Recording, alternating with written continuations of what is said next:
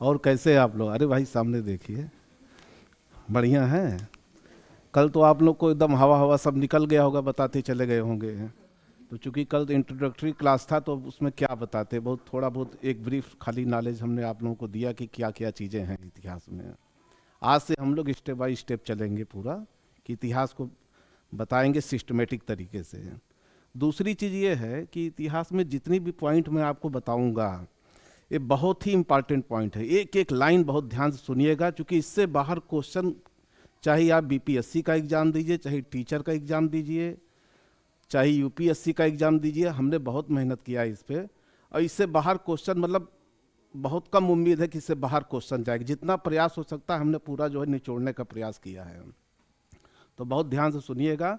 दूसरा चीज़ ये है कि हम आपको बीच बीच में प्रैक्टिस भी कराते रहेंगे, बताएंगे कि टीचिंग लेवल में किस प्रकार का क्वेश्चन पूछा जाता है, बीपीएससी में कैसे पूछा जाता है।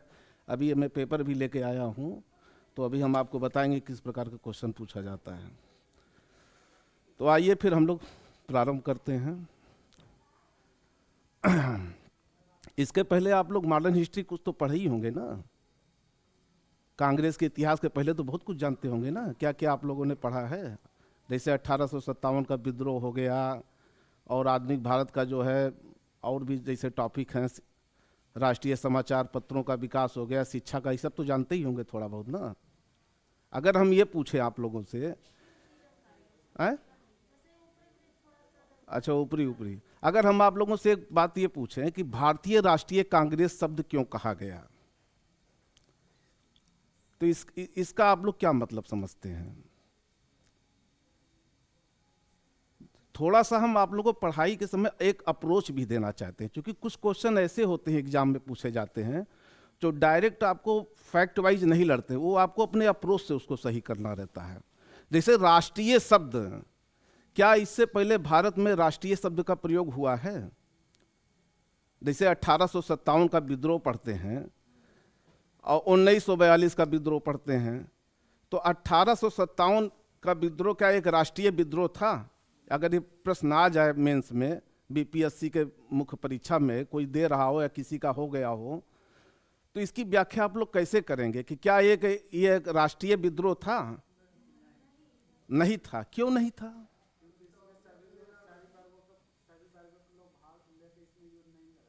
हाँ, एक्चुअली में क्या था कि देखिए, जो राष्ट्रीय शब्द की हम इसलिए ये सब चीज़ें बता रहे हैं कथा कहानी, क्योंकि एक आपका अप्रोच वहाँ सेट हो जाए। देखिए, राष्ट्रीय शब्द की कोई उत्पत्ति नहीं होती है। धीरे धीरे क्या होता है कि पहले जब भारत में आधुनिक भारत का जन्म होता है, या थोड़ा सा और पीछे ले चलते हैं, प्राचीन भारत से ले चलते हैं, मज़ा नहीं आ रहा इस तरीके से बताने से। देखिए, भारत में चंद्रगुप्त मौर्य, अशोक का जो शासनकाल था वो एक राष्ट्रीय शासनकाल था। फिर उसके बाद राष्ट्रीयता कहाँ आई? अकबर के शासनकाल में आई। चूंकि अशोक और चंद्रगुप्त मौर्य के समय क्या था, भारत का जो विस्तार था वो अफगानिस्तान से लेकर दक्षिणी भारत तक था, मतलब मद्रास तक था। तो उसमें जो शासन व्यवस्था थी हमारी, जो सरकार की जो भी व्यवस्थाएं थी, वो एक प्रकार से कह दीजिए केंद्रीकृत व्यवस्था थी। मतलब राज्य तो सब अलग अलग थे, लेकिन प्रभाव क्या था? शासन का, केंद्र का था। जैसे मान लीजिए आज भारत है, भारत में कई राज्य हैं, लेकिन कई राज्य के सबके अपने अपने अलग सिस्टम है, सबके सीएम अलग हैं, सबके कानून अलग हैं, लेकिन कहीं ना कहीं प्रभावी केंद्र होता है कि नहीं होता है? तो ये क्या है? एक राष्ट्र की परिकल्पना है।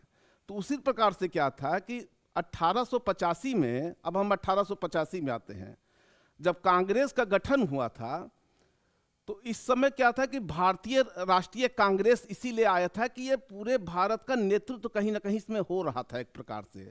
कायदे से वो इतिहास में जो है बहुत सारी चीज़ें गलत लिखी हुई हैं। भारतीय राष्ट्रीय कांग्रेस तो होने नहीं चाहिए, ब्रिटिश भारतीय राष्ट्रीय कांग्रेस होना चाहिए, क्योंकि भारत तो कायदे से था ही नहीं। क्योंकि उस समय भारत में क्या था, एक तरफ देसी रियासतें थीं और एक तरफ ब्रिटिश भारत का शासन था। तो भारत कहाँ था?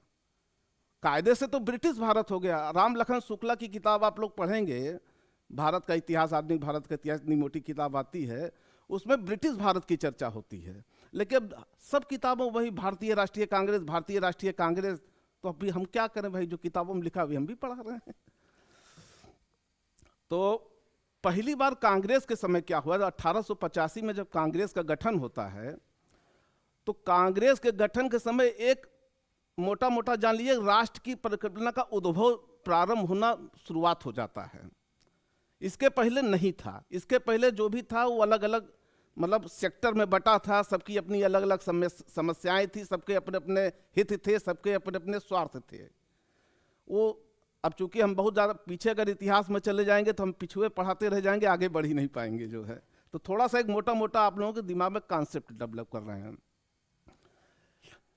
उसके बाद जब भारतीय राष्ट्रीय कांग्रेस का गठन होता है, तो भारतीय राष्ट्रीय कांग्रेस के पहले भी जो है अनेक छोटी छोटी संस्थाओं का गठन होना प्रारंभ हो गया था। और ये प्रक्रिया जो है लगभग 50 वर्षों से 60 वर्षों से प्रारंभ हो गया था। लेकिन उनका जो गठन हुआ था, जो छोटी छोटी संस्थाएं गठित हुई थी, वो बहुत ज़्यादा प्रभावशाली नहीं थी। केवल एक एक समाज के वर्गों का जो है केवल वो प्रतिनिधित्व करती थी, अपने अपने स्वार्थों का प्रतिनिधित्व करती थी, जो ब्रिटिश शासन से अपनी बातों को कहने का प्रयास करती थी। क्योंकि ब्रिटिश शासन इतनी बड़ी सत्ता हो गई थी और इतना बड़ा शासन हो गया था कि कोई भी एक कांग्रेस के पहले जो भी संस्थाएं थी उनमें ये क्षमता ही नहीं थी कि ब्रिटिश शासन से अपनी बात को जो है कायदे से कह सके। बस यही था, जैसे जमींदारों की एक संस्था थी तो किसी और की संस्था थी, या लोग यहाँ तक उस समय ये समझते थे कि ब्रिटिश भारत की नीतियों के बारे में वो अध्ययन कर ले, उनकी समीक्षा कर ले, तो वही अपने आप को बहुत बड़ी बात मानते थे। बात आप लोग को समझ में आ रही है कि नहीं आ रही है? अगर ना आ रही हो तो पूछिए आप लोग बार बार, क्योंकि हमारा पढ़ाने का कोई मतलब नहीं रहेगा कि हम पढ़ा के चले जाएं फिर आप लोग को कोई चीज़ समझ में ना आए। ठीक है ना? आ रही है? आप लोग संतुष्ट हैं? आप नहीं लग रहे हैं संतुष्ट? हैं संतुष्ट ना? तो सर हिलाते रहिए ना, तो ताकि हमको भी तो लगे कि आप लोग संतुष्ट हैं। तो आइए फिर हम लोग आज आप लोग से चर्चा करते हैं। पहले कांग्रेस का गठन होने से पहले कुछ राजनीतिक संस्थाएं भारत में गठित हो गई थी, तो वहाँ से क्वेश्चन अक्सर पूछे जाते हैं। तब हम आपको कांग्रेस का गठन बताएंगे, तो कांग्रेस का गठन तब आप लोग को कायदे से समझ में आएगा। क्योंकि हम इतिहास आप लोग को राष्ट्रीय आंदोलन से पढ़ा प्रारंभ कर रहे हैं, तो बहुत सारी चीज़ें जो है तो जो हमको बतानी चाहिए थी वो तो नहीं बता पाए, तो अब उतना बताएंगे तो बहुत समय लग जाएगा। तो आइए हम लोग कांग्रेस से पूर्व स्थापित राजनीतिक संस्थाओं की चर्चा करते हैं। यहाँ से क्वेश्चन अक्सर पूछे जाते हैं, इनको एक एक लाइन को बहुत गौर से सुनिएगा। ये चाहे बीपीएससी का एग्जाम हो, चाहे कोई भी एग्जाम देंगे, जितनी भी चीज़ें यहाँ से बता दे रहा हूँ, यहाँ से क्वेश्चन देखिएगा। अगर आएगा तो जितना मैं यहाँ यहीं से क्वेश्चन पूछेगा, ये आप जान लीजिए आप लोग। तो देखिए, कांग्रेस से पूर्व जो है राजनीतिक संस्थाएं थी, उनका उद्देश्य क्या था? पहले आप लोग उद्देश्य पे आइए। जब इसी की चर्चा मैंने आप लोगों से किया था कि अपने अपने क्षेत्रों में भारतीय राजनीति को नई दिशा देना। मैंने क्या कहा था कि कांग्रेस जब 1885 में कांग्रेस का गठन होता है तो एक राष्ट्र का नेतृत्व करती है कांग्रेस। समझ गए ना? क्योंकि उसमें कई वर्ग शामिल थे, सबकी समस्याओं को लेकर वो ब्रिटिश शासन तक अपनी बात पहुंचाने का प्रयास करते थे। लेकिन जब कांग्रेस का गठन नहीं हुआ था तो उसके पहले जो छोटी छोटी संस्थाएं गठित हुई थी, एक शुरुआत होता है हर चीज़ का धीरे धीरे। मतलब कोई भी चीज़ ऐसे ही निर्माण, जैसे अगर आप मकान का निर्माण कर रहे हैं तो ऐसे ही मकान तो बन नहीं जाता है। पहले आप ज़मीन खरीदेंगे, फिर नींव खोदेंगे, फिर धीरे धीरे एक एक ईंटा रखेंगे, तब एक मकान बनता है, सुंदर दिखता है ना। वैसे ही कांग्रेस था। कांग्रेस का जो गठन हुआ था वो सारी संस्थाओं का एक चरमोत्कर्ष रूप था। कांग्रेस मतलब कांग्रेस सारी संस्थाओं का एक चरमोत्कर्ष रूप था। उसके पहले जो है अनेक प्रकार की छोटी छोटी संस्थाओं का गठन हो चुका था, जो धीरे धीरे अपना प्रयास कर रही थी। मैम समझ में आ रहा है आपको ना? तो सर हिलाते रहिए आप लोग जो है, और पूरा एकदम खुल के एंजॉय लेते हुए। देखिए क्या होता है ना, क्लास को जब तक आप लोग एंजॉय लेते हुए नहीं पढ़ेंगे, चीज़ें आप लोग को समझ में नहीं आएगी, निकल जाएंगी जो है। यहाँ से जाएंगे फिर आप बैठ कर रटेंगे तो फायदा क्या होगा? 2 घंटा समय बर्बाद करेंगे। यहीं रटते हुए चलिए, फाइनल करते हुए चलिए इसको। तो क्या हुआ, अपने अपने क्षेत्रों में भारतीय राजनीति को नई दिशा देना था। अब आपको हम बताएंगे कैसे कैसे देंगे। सबसे पहले जो है बंग प्रकाशन सभा का गठन हुआ था। कब हुआ था? 1836 ईस्वी में हुआ था। बोलते भी चलिए, बहुत अच्छी बात है। यह एक पहली संस्था थी, राजनीतिक संस्था नहीं थी, ऐसे ही संस्था बन गया। क्योंकि जब पढ़े उस समय संस्था कौन बनाता था? ना तो किसान बनाते थे, जिसके पास बहुत ज़्यादा काम धाम था वो तो ये सब चीज़ों में पढ़ता नहीं था। पढ़ता कौन था?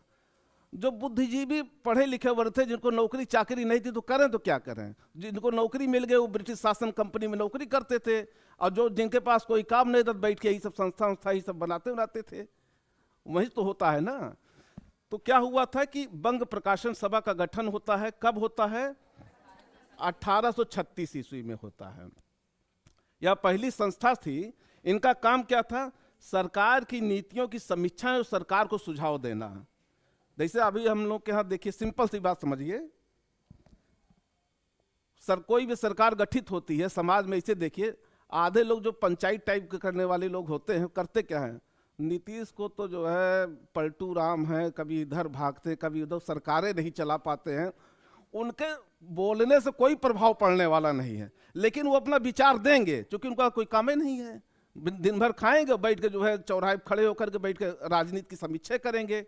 हाँ, और जब वोट देने की बात आएगी तो सब दिमाग उनका बंद हो जाएगा, तो जाएंगे उसी को वोट देंगे जिनको जो है उनको वोट देना है।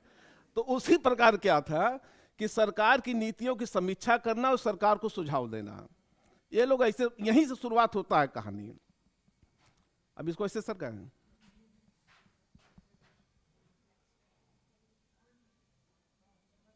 हाँ। फिर उसके बाद आता है लैंड होल्डर सोसाइटी। इसका गठन कब होता है? 1838 ईस्वी में। नाम से ही पता चल जाता, लैंड, लैंड माने जमीन होता है, होल्डर जो जमीन की रखवाली करे, जिनके पास जमीन हो। लैंड होल्डर सोसाइटी ये जमींदारों की संस्था थी। कहाँ के जमींदार थे? बंगाल और बिहार। तब बिहार जो है बंगाल में ही सम्मिलित था। तो ये बंगालों की जमींदारों की संस्था थी। इन लोगों का क्या था कि बड़ा वर्चस्व समाज में जो है, और ये लोग अक्सर एक प्रकार से अंग्रेजों के जो है राजभक्त हुआ करते थे। इनका काम था कि अपने अधीन जो है कृषकों से खेती कराना, कर वसूल करना, अंग्रेजों की चापलूसी करना, ताकि इनका जो है व्यवस्था अपना बना रहे। तो ये कौन थे? लैंड होल्डर सोसाइटी 1838 ईस्वी में प्रथम राजनीतिक संस्था थी। ये एक प्रकार से प्रथम राजनीतिक संस्था थी। अब अभी हम आगे बताएंगे। इसकी स्थापना कहाँ हुई थी? कलकत्ता में हुई थी। इसके पहले बंग प्रकाशिका सभा जो बताया था, उसकी स्थापना कहाँ हुई थी? बताइए, आप लोग दिमाग दौड़ाइए। कलकत्ता में हुई थी। नाम से ही पता चल जाता, बंग प्रकाशिका सभा। अगर मान लीजिए गलती से नाम हमने नहीं लिखा या कहीं मिस्टेक हो गया, तो बंग प्रकाशिका सभा, इसका मतलब बंगाल में ही हुआ था। और बंगाल में कलकत्ता, मान लीजिए कलकत्ता राजधानी थी। तो इसकी स्थापना में कितने लोग शामिल थे? द्वारकानाथ टैगोर। ये जमींदारों के हितों की रक्षा करती थी। इसमें सारे जमींदार जो है इकट्ठा हो गए थे, और ये हुआ था कि हमारी जमीन सुरक्षित बनी रहे। तो ये क्या करते थे, सब लोग अपना एक यूनियन बना करके ब्रिटिश सरकार से जो है मेल मिलाप अपना बनाए रखते थे, ताकि मतलब ब्रिटिश सरकार मतलब शासन सत्ता से अपने आप को जोड़े रखते थे, ताकि हमको किसी प्रकार की कोई दिक्कत ना आए। तो जमींदारों के हितों की रक्षा करना इनका काम था, या ही करते थे। इसमें कितने लोग शामिल थे? द्वारकानाथ टैगोर थे, प्रसन्न कुमार ठाकुर थे, और राधाकांत देव थे। इनका नाम आप लोग जरूर दिमाग में रखिएगा, क्योंकि ये जो है टीचिंग में नहीं पूछेगा, टीचिंग वाले क्लास में नहीं पूछेगा, लेकिन जब बीपीएससी का एग्जाम देंगे तो उसमें सब नाम पूछे जाते। 3-4 नाम दे देता है कि ऐसे पूछेगा, लैंड होल्डर सोसाइटी की स्थापना में कितने लोगों का योगदान था, कौन कौन नहीं था, या इनमें से 1-2 जैसे पूछ लेगा। क्या द्वारकानाथ टैगोर नाम दे देगा, 3 नाम और दे देगा, इसमें कहेगा कौन शामिल थे।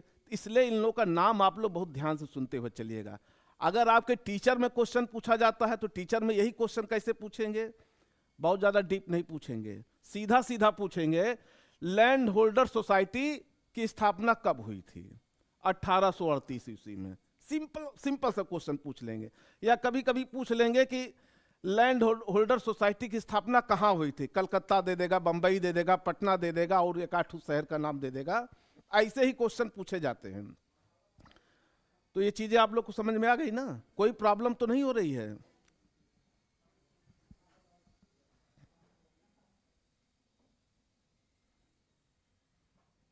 अब आता है क्या?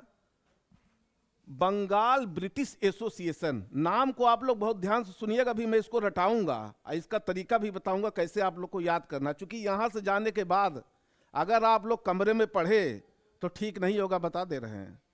यहीं रट लीजिए बैठ करके, बाकी और जाइए साइंस पढ़िए, ज्योग्राफी पढ़िए, 3-5 पढ़िए जो पढ़ना हो, फिर हमारा पढ़ाने कोई मतलब नहीं रहेगा।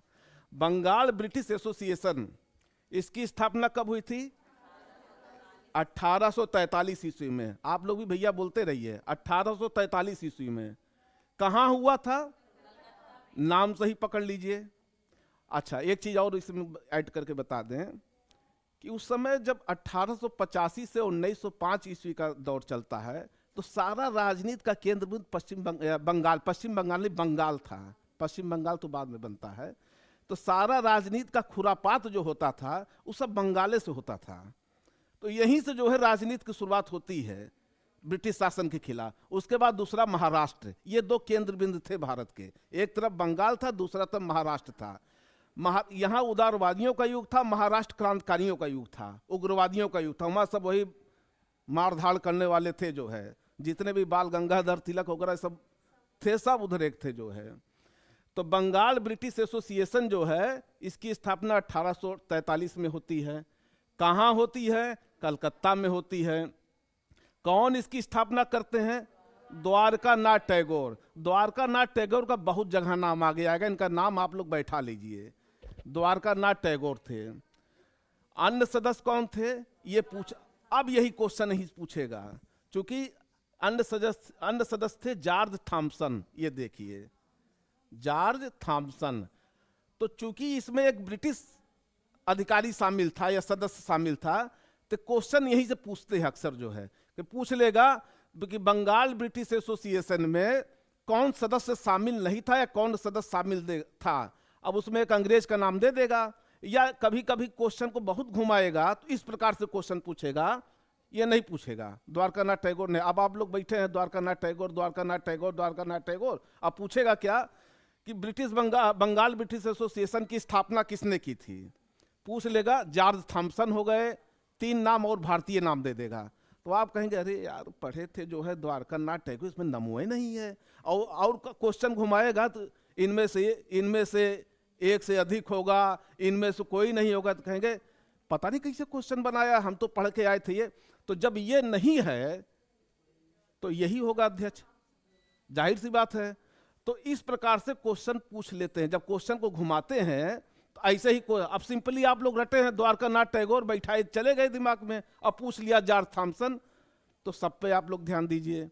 तो कलकत्ता में स्थापित हुआ था, द्वारका नाथ टैगोर इसके संस्थापक सदस्य थे। अन्य सदस्य थे जॉर्ज थॉमसन। इस संस्था ने भारतीय जनता की वास्तविक स्थिति जानने का प्रयास किया। पहली बार बंगाल ब्रिटिश एसोसिएशन ने भारतीय जनता की वास्तविक स्थिति को जानने का प्रयास किया था। इस लाइन को आप लोग बहुत गौर से सुनिएगा।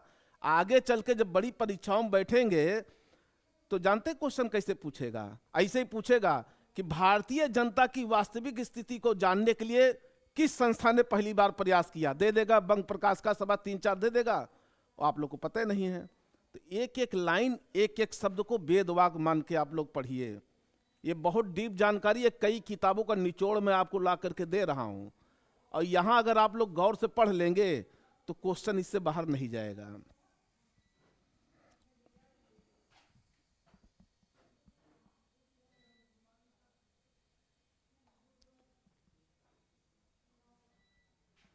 जहां भी ना समझ में आए तो आप लोग जो है पूछिएगा, खूब डिस्कस करिएगा, नोच लीजिए हमको एकदम से डिस्कस कर करके। घबराइए, हम चिढ़ने वाले आदमी नहीं है। जितना आप लोग पूछेंगे उतना ही हम, लेकिन क्लास ओरिएंटेड। कभी कभी क्या होता है जब बच्चे बहुत ज़्यादा खुल जाते, पूछने लगते तो दुनिया भर की बात पूछने लगते, तो टीचर अब दुनिया भर की बात तो बता नहीं पाएगा। तो अब आता है क्या, ब्रिटिश इंडिया एसोसिएशन। इसकी स्थापना कब हुई थी? 28 अक्टूबर 1851। इससे पहले क्या बताया था मैंने आपको? हाँ, एक एक नाम आप लोग ध्यान से सुनिएगा। बहुत कुछ जब ये दोनों दे देगा विकल्प में ना, कंफ्यूजन पैदा हो जाएगा, इसलिए ध्यान से सुनिएगा। ब्रिटिश इसमें पहले है, उसमें बंगाल पहले था। तो आगे पीछे दिमाग में बैठाते चलिए, खाका अपने दिमाग में बैठाते चलिए। ब्रिटिश इंडियन एसोसिएशन, इंडिया मत पढ़िएगा, इसमें अभी आपको और संस्थाएं बताएंगे तो इंडियन में भी कंफ्यूजन पैदा होगा। और यही सबसे क्वेश्चन पूछता है। आपको क्वेश्चन जो आयोग पूछता है वो कंफ्यूज कराने के लिए ऐसे ही क्वेश्चन चुन चुन के रखते हैं, तो आपको लगेगा कि अगर पूरा नहीं पढ़े हैं डिटेल में ना तो ही गड़बड़ा जाते हैं आप लोग।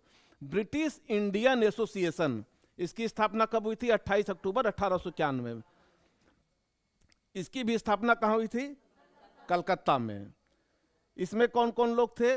राजेंद्र लाल मित्र थे, मिश्र नहीं थे, मित्र थे, ये मित्र हैं।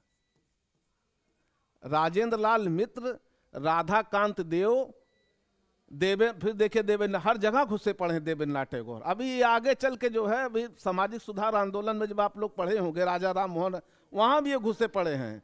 ये जैसे इनका कोई काम ही नहीं था, जिसे लगता था कि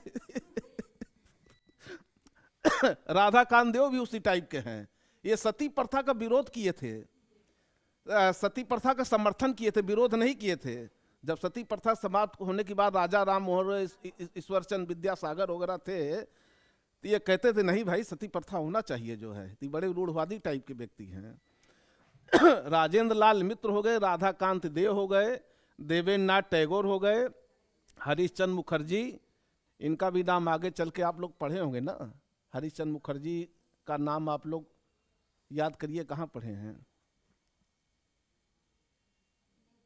ये क्वेश्चन यहां से बहुत पूछा जाता है।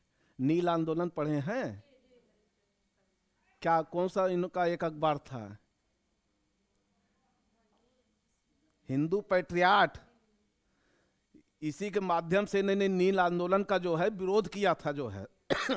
अब चूंकि वो सब टॉपिक तो हम पढ़ा नहीं रहे थे, इसलिए इनका नाम जो है, भारतीय समाचार पत्रों का इतिहास जब आप लोग पढ़े होंगे तो हरीशचंद्र मुखर्जी का नाम जो है आया जरूर होगा। यहाँ से क्वेश्चन पूछे जाते हैं, अक्सर क्वेश्चन पूछे जाते हैं। फिलहाल अब वो सब तो बात की बात है। तो राजेंद्र लाल मित्र हो गए, राधा कांत देव हो गए, देवेंद्रनाथ टैगोर हो गए, हरीशचंद्र मुखर्जी हो गए। ये कौन थे?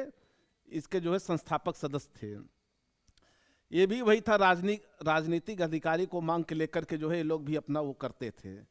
तो मोटा मोटा आप लोग की चीज जान लीजिए कि राधा कांत देव, द्वारकानाथ टैगोर, ये सब जो है लगभग जो है इनका नाम आप लोग चर्चित हो जाइए, परिचित हो जाइए कायदे से इन लोगों के नाम से। क्योंकि जब ये कांग्रेस के पहले जो राजनीतिक संस्थाएं गठित गई, इन लोग का नाम अक्सर आएगा, तो दिमाग में सबको रखे रहिएगा।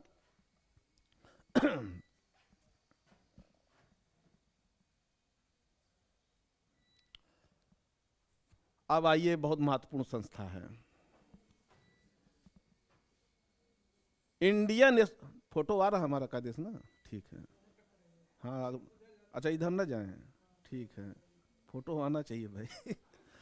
इंडियन एसोसिएशन बहुत महत्वपूर्ण संस्था है ये। इसका गठन कब हुआ था? 26 जुलाई 1876। याद कर लीजिए, जुलाई 1876। यहाँ सब ये मंथ जो महीने का ये जो है ना, ये पूछा जाता, भी हम आपको बताएंगे कैसे कैसे, तब आप लोग को समझ में आएगा। 26 जुलाई 1876। इसमें कौन थे? सुरेंद्र नाथ बनर्जी थे और आनंद मोहन बोस थे। इस संस्था का वास्तविक रूप से गठन जो है सुरेंद्र नाथ बनर्जी ने ही किया था, इनका केवल सहयोग लिया था। तो परीक्षा में अक्सर क्वेश्चन पूछा जाता है कि इंडियन, अभी आप लोग का दिमाग खुल जाएगा हम क्या बताना चाहते हैं। इंडियन एसोसिएशन का गठन किसने दिया था? दोनों नाम पूछ लेगा, सुरेंद्र नाथ बनर्जी का भी नाम पूछ लेगा और आनंद मोहन बोस का भी नाम पूछ लेगा। हाँ, या ये ना दे कुछ और दे दे, तब तो आपको लगेगा साहब हम तो दोनों पढ़े थे जो है। हाँ नहीं, ये इसमें ये ऑप्शन नहीं देगा, इसमें कैसे बेवकूफ बनाएगा? अगर ये दे देगा तो इनमें से एक से अधिक तो आप तो मार ही देंगे सही कि दोनों लोग थे। तो इस वाले में ऐसा ऑप्शन नहीं देगा, इसमें दो लोग का नाम दे देगा, दो लोग का नाम दे देगा, राधा कांत देव और द्वारकानाथ टैगोर का नाम दे देगा। तब तो आपको लगेगा करे भाई हम तो सुरेंद्र नाथ बनर्जी आनंद बोस दोनों को पढ़े थे, आई दोनों का नाम दिया, आप कैसे सही करे जो है? तो विवाद होगा, 1 महीने तक परीक्षा दे के आएंगे, उसी बहसबाजी होगी जो है। आयोग जाएंगे वो जो है शिकायत पत्र लेकर के। हकीकत ये है कि इसका जो गठन किए थे ये सुरेंद्र नाथ बनर्जी किए थे, इनके सहयोग से किए थे। जब विकल्प में सुरेंद्र नाथ बनर्जी नहीं होंगे तब आपको विकल्प क्या सही करना है? आनंद मोहन बोस सही करना है। अगर दोनों विकल्प में हैं तो आंख बंद करके सुरेंद्र नाथ बनर्जी ही मारिएगा सही। चूंकि क्वेश्चन ऐसे ट्विस्ट करता है, ऐसे क्वेश्चन कठिन और सरल होता है। क्वेश्चन अगर कठिन बना देगा ऐसे ही कर देगा जो है, और फंस जाएगा मामला जो है। इसकी स्थापना कहाँ हुई थी? कलकत्ता के। यस यस यस, अगर अलग अलग ऑप्शन देगा तो आपको सुरेंद्र नाथ बनर्जी ही मारना है, और अगर दोनों ऑप्शन दे देगा तो जब भी दोनों ऑप्शन देगा तब तीसरा विकल्प जरूर देगा, इनमें से एक या इनमें से एक से अधिक, तब नहीं तो प्रश्न नहीं बनेगा। तो सुरेंद्र नाथ बनर्जी जो है इसके जो है वास्तविक संस्थापक थे, सहयोग लिए थे आनंद मोहन बोस का। तीसरा प्रश्न इसमें इस प्रकार से भी बन सकता है कि सुरेंद्र नाथ बनर्जी न दे, आनंद मोहन बोस देते, तब तो आनंद मोहन बोस मारा ही जाएगा। ठीक, कलकत्ता में इसकी स्थापना हुई थी। कांग्रेस से पूर्व इसे अखिल भारतीय स्तर का सम्मान प्राप्त था। अच्छा, अरे कांग्रेस से पूर्व से अखिल भारतीय स्तर का सम्मान प्राप्त था। अब हम बता रहे हैं क्यों ये इंपॉर्टेंट था, बहुत ज्यादा इंपॉर्टेंट संस्था है। जब कांग्रेस का गठन हुआ था 1885 में तो कांग्रेस के गठन से पहले जो ये इंडियन एसोसिएशन था वो स्तर प्राप्त कर लिया था। इसीलिए जब कांग्रेस का पहला अधिवेशन होता है तो उसमें सुरेंद्र नाथ बनर्जी शामिल नहीं होते कांग्रेस के पहले अधिवेशन में, क्योंकि उस समय जो है इंडियन नेशनल कॉन्फ्रेंस का इनकी भी मीटिंग चल रही थी। ये दूसरे अधिवेशन में शामिल होते, भी आगे आएगी चर्चा, तो हम उस पर चर्चा करेंगे आप लोगों से। तो कांग्रेस पूछा जा सकता है क्वेश्चन यहाँ से कि कांग्रेस से पूर्व जो है कौन सी ऐसी संस्था थी जिसे अखिल भारतीय स्तर प्राप्त हो चुका था? तो इंडियन एसोसिएशन है। ये जो है सिविल सेवा परीक्षा में सुधार की मांग को लेकर और इलिबर्ट बिल विवाद को लेकर के जो है ये आंदोलन प्रारंभ हुआ था, क्योंकि इनके ऊपर आप बीती थी, इनके ऊपर जो है ये पहले आईसीएस अधिकारी थे सुरेंद्र नाथ बनर्जी। फिर इनको क्या किया जाता है कि आईसीएस अधिकारी थे, इनको निकाल दिया जाता है।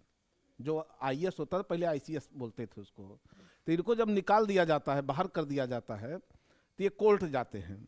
कोर्ट में जाते हैं तो फिर कोर्ट में इनके पक्ष में न्यायालय द्वारा फैसला आता है, फिर ये उसी पद पर नियुक्त होते हैं। लेकिन फिर अंग्रेजों ने क्या किया कि कोई ना कोई कारण बना करके जो है फिर इनको बाहर कर दिया। तो इससे क्या था कि इससे इनके मन में बड़ा रोष पैदा हो गया था। तो सिविल सेवा परीक्षा प्रणाली में सुधार की मांग को लेकर दूसरा क्या था? इल्बर्ट बिल विवाद। ये तो जानते ही होंगे आप लोग ना, इल्बर्ट बिल विवाद जानते कि नहीं? आप लोग जानते हैं? बताइए, आप लोग जो है इतिहास का सबसे अग्रिम चरण, मतलब हम जिस चरण से इतिहास आप लोगों को पढ़ा रहे हैं, यहाँ तक पहुँचने से पहले ये बात आप लोग को ज्ञान होना चाहिए कि ये सब चीज़ें आनी चाहिए। चलिए खैर कोई बात नहीं है, आगे आएगा तो फिर चर्चा करके बताएंगे। इसमें जो न्यायाधीश थे इल्बर्ट बिल विवाद में, सभी अंग्रेज थे, और फैसला किसका करते थे? भारतीय लोग करते थे।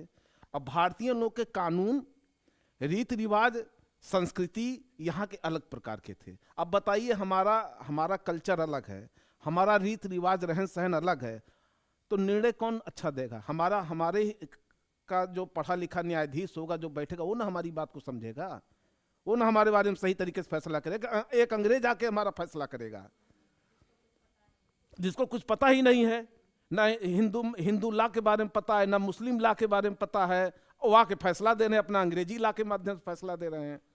तो इसलिए इस पर बड़ा विवाद हुआ था, इसको लेकर के विवाद मतलब हुआ था। तो ये इंडियन एसोसिएशन जो है बहुत महत्वपूर्ण था। अच्छा, ये 2 लाइन और इसमें बता दें, यहाँ से क्वेश्चन पूछा जाता है, आईएएस में पूछा जाता है। आईएएस में कैसे पूछा जाता है भी हम बता रहे हैं। इनकी एक पत्रिका थी, बड़ी महत्वपूर्ण पत्रिका थी, जिसका नाम था बंगाली। बंगाली पत्रिका का बहुत ही महत्वपूर्ण स्थान है भारतीय राष्ट्रीय आंदोलन में, क्योंकि जब भारतीय राष्ट्रीय आंदोलन चल रहा था तो उसमें कुछ पत्रिकाएं थी जिनका अक्सर परीक्षाओं में पूछा जाता है, उनकी बहुत भूमिका रही, जिसमें बंगाली भी एक पत्रिका थी। तो पूछा जाता है कभी कभी परीक्षाओं में, आप लोगों के परीक्षा टीचिंग वाले में पूछा जाएगा कि बंगाली पत्रिकाओं का संपादन किसने किया था? तो सुरेंद्र नाथ बनर्जी ने किया था। तो इनकी एक पत्रिका थी बंगाली। दूसरा क्या था इनके बारे में, एक क्वेश्चन और आप लोग ध्यान में इसको नोट करते चलिए, सब चूंकि मिलेगा नहीं किताब में जो मैं बता रहा हूँ, कुछ एक एक पॉइंट अपना नोट भी कर दें। जानते हैं क्या, यहाँ पढ़ेंगे बाद में भूल जाएंगे, जो कोई मतलब नहीं रहेगा। थोड़ा सा रिवीजन कभी कभार करने के लिए। तो इनका क्या था कि कांग्रेस के 2 बार अध्यक्ष बनाए गए थे, सुरेंद्र नाथ बनर्जी। तो ये पूछा जाता है विकल्प में कि जब ऐसे क्वेश्चन जैसे पूछ लेगा इंडियन एसोसिएशन की स्थापना, ऐसे ही आईएएस में पूछेगा, जो कहते हैं आईएएस बहुत हवा है ना, आईएएस हवा हुआ कुछ नहीं है, हम उसको ढंग से पढ़ते ही नहीं इसलिए हवा हो जाता। ऐसे पूछेगा इंडियन एसोसिएशन की स्थापना सुरेंद्र नाथ बनर्जी ने 24 जुलाई 1876 को किया, फैक्ट एक कर देगा। दूसरा क्या कर देगा कि सुरेंद्र नाथ बनर्जी ने बंगाली पत्रिका का संपादन किया था। तीसरा क्या कर देगा कि सुरेंद्र नाथ बनर्जी जो है कांग्रेस के जो है 2 बार अध्यक्ष चुने गए थे। चौथा एक आध लाइन, ऐसे ही आईएएस में पूछा जाता है।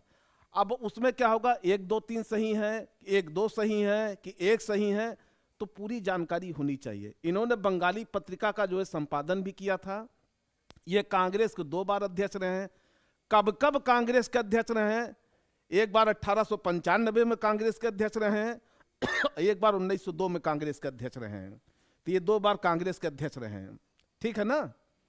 ऐसे कोड भाषा में नोट कर लीजिए।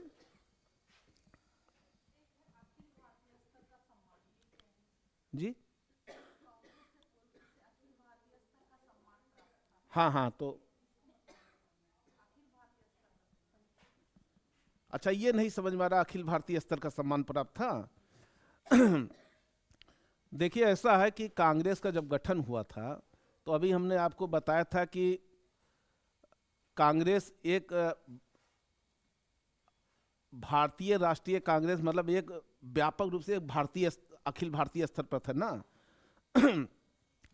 तो कांग्रेस को जो है जो दर्जा मिलना था, जैसे अखिल भारतीय का मतलब होता है कई लोगों से उसको जो है मान्यता मिल जाती है कांग्रेस को। तो इन्होंने क्या किया था कि कांग्रेस के पहले जैसे किसी चीज की जब शुरुआत होती है, आप इस बात को जान लीजिए, वो ये उसी समय लगभग जब 10 साल पहले स्थापित हुई थी। तो अखिल भारतीय स्तर का ये था कि इन्होंने जो है लगभग सुरेंद्र नाथ बनर्जी ने क्या किया था, हर प्रांतों के लोगों को इन्होंने जोड़ने का प्रयास किया था।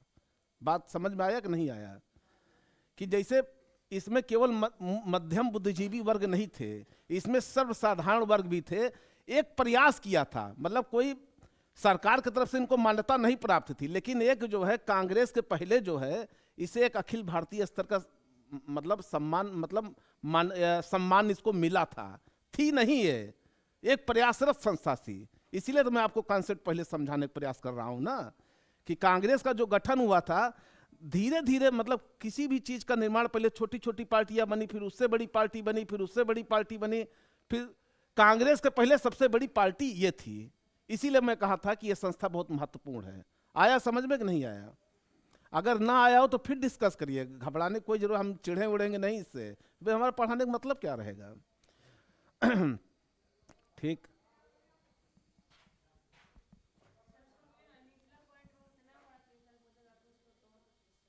कौन सा ये वाला? इसमें क्या तोड़ के भी पूछा जा सकता है? तोड़ के पूछा जाएगा, पूछा ये सकता है कि जैसे सुरेंद्र नाथ बनर्जी की स्थापना, जैसे मान लीजिए इंडियन एसोसिएशन की स्थापना सुरेंद्र नाथ बनर्जी ने किया था, तो पूछा यह जा सकता है कि सुरेंद्र नाथ बनर्जी ने जो आंदोलन किया था, जो पार्टी स्थापित की थी, वो किस लिए की थी? तो पूछा जा सकता है सिविल सेवा परीक्षा में सुधार के लिए। 3 लाइन और भी कुछ पूछा जा सकता है। हाँ, यस, मतलब इसमें कई प्रकार से क्वेश्चन बन सकते हैं। आया समझ में नहीं आया? हाँ, कहीं से भी, मतलब इसका एक हाँ, मतलब यहां से जो है, इसीलिए मैं बता रहा हूं एक लाइन, एक शब्द इंपॉर्टेंट है। इससे बाहर क्वेश्चन नहीं पूछेगा। आप लोग उठा के पिछले 10-15 साल का पेपर उठा के देख लीजिएगा, इससे बाहर क्वेश्चन पूछा ही नहीं जाएगा। इसलिए इसको दिमाग में बैठाए रहिएगा, क्वेश्चन आएगा तो यहीं से आएगा क्वेश्चन। हमें पता है कमीशन वाले क्या पूछते हैं, 15 साल 20 साल का एक्सपीरियंस रहा है हमारा ना। ये सब इनके पास बहुत ज़्यादा प्रश्न बैंक वगैरह नहीं रहते हैं, ये सब इसी में घुमा टहला के इसे मथेंगे, मथने के बाद जो निकल आएगा पूछ लेंगे गप से। अरे कंपटीशन टफ इसलिए हो गया है कि लड़कों की संख्या ज्यादा है, सीटें कम है, मारा मारी है, गला काट है, तो टफ तो हो ही जाएगा भाई। सबको नौकरी चाहिए। अब आइए मद्रास महाजन सभा, इसका स्थापना कब हुआ था? ये लोग आप उसमें सामाजिक सांस्कृतिक, हाँ 1884 में मद्रास में हुआ था। तो अब इसमें तो ये मद्रास महाजन सभा है, तो मद्रास में महाजन सभा, महाजन का मतलब वही निम्न मध्यम वर्ग, पैसा वाले होंगे, बनिया वर्ग होंगे, इसमें शामिल होंगे, पूंजीपति वर्ग। तो मद्रास महाजन सभा 1884। मद्रास में कौन कौन थे? ए बी राघव चेरियार, ध्यान से नाम सुनिएगा, ए बी राघव चेरियार, जी सुब्रमण्यम अय्यर और पी आनंद चार्लू, चार्लू होंगे ये। जी सुब्रमण्यम अय्यर, ए बी राघव चेरियार, इनका भी वही काम था, स्थानीय संगठनों संस्थाओं के कार्यों का मूल्यांकन करना। स्थानीय संगठन क्या थे? अरे जैसे ये स्थानीय संगठन का मतलब ये होता है कि जब लॉर्ड मेयो, लॉर्ड रिपन के बारे में आप लोग पढ़े होंगे ना थोड़ा बहुत। स्थानीय संगठन जो पंचायती चुनाव वगैरह होता नहीं है, नगर निगम का चुनाव, इस सब स्थानीय मतलब सरकारी बॉडी पर जो है, लोकल बॉडी पे जो संस्थाएं होती हैं, तो ये लोग क्या करते हैं ना, उन्हीं के कार्यों में मूल्यांकन कि हमारे शहर में सही तरीके से काम हुआ है कि नहीं हुआ है, सरकार जो पैसा भेजी है उसका कहाँ कहाँ, मतलब इनका वही सब काम था जो है। तो स्थानीय संगठनों और संस्थाओं के कार्यों का मूल्यांकन करना था इनका। तो यहाँ से भी क्वेश्चन पूछे जाते हैं। ये सब क्वेश्चन अब कैसे कैसे पूछे जाएंगे अभी और बताएंगे, स्टैंडर्ड तरीका आप लोगों को।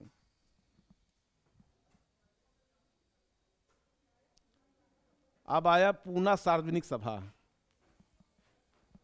पूना सार्वजनिक सभा ये पूछा जाता है परीक्षा में, 1877 में इसका गठन हुआ था। कहाँ हुआ था? नाम से ही पता है, पूना। इसमें कौन थे? महादेव गोविंद, हाँ। इनका क्या था? जनता में राजनीतिक चेतना का संचार किया इन्होंने।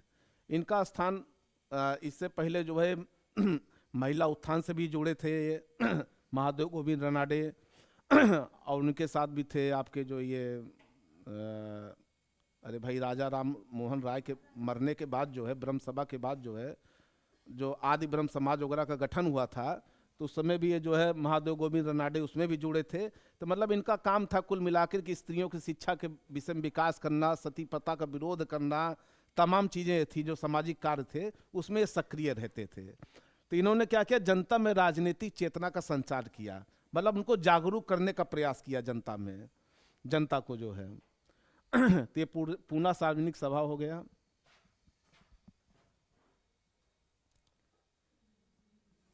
फिर इंडिया लीग आता है। एक इंडियन एसोसिएशन था, एक इंडिया लीग था, इसीलिए कहना इंडियन, इंडिया, इस सब पर जरूर ध्यान दीजिएगा। अभी तो सुनने में बड़ा आसान लग रहा है, बाद में कंफ्यूजन पैदा हो जाएगा। इंडिया लीग, इसका स्थापना कब हुआ था? इंडियन एसोसिएशन का स्थापना कब हुआ था? अरे सॉरी 1875, सॉरी, वाह भाई ये तो आप ही बता रहे हैं, बहुत बढ़िया बात। कब हुआ था? 1875 में। इंडियन एसोसिएशन की स्थापना कब हुई थी बताइए आप लोग? बहुत बढ़िया। कब, किस महीने में? बहुत सही, 26 जुलाई 1876 को इंडियन एसोसिएशन का गठन हुआ था। कौन कौन लोग उसमें शामिल थे?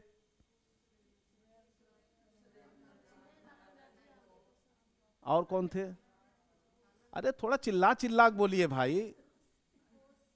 आनंद मोहन बोस और सुरेंद्र नाथ बनर्जी। कल से हम डंडा रखेंगे, यहीं से जो है ठुकठुकी लगाएंगे। तो दो लोग शामिल थे। 26 जुलाई 1876 को। इंडिया लीग की स्थापना कब हुई थी? 1875 को हुई थी। कहां पे हुई थी? बंगाल में। तो एक मोटा मोटा आप लोग के दिमाग में कॉन्सेप्ट नहीं बन गया होगा कि ज्यादातर 2/3 संस्थाएं जो है बंगाल में ही जो है गठित हुई थी, और जो बंगाल के बाहर संस्थाएं गठित हुई उनके नाम से ही पता चल जा रहा है कि मद्रास महाजन सभा, पूना सार्वजनिक सभा। तो ये तो कॉन्सेप्ट बना दिमाग में ना, एक अप्रोच पैदा हुआ ना। ऐसे ही रटिए किसी चीज को। इसमें कौन थे? शिशिर कुमार घोष थे। इनमें भी क्या था? भारतीयों में राष्ट्रवाद की भावना को जगाना था।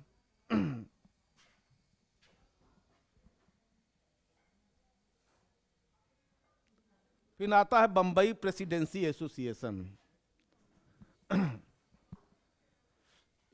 इसकी स्थापना कब हुई थी? 1885 में।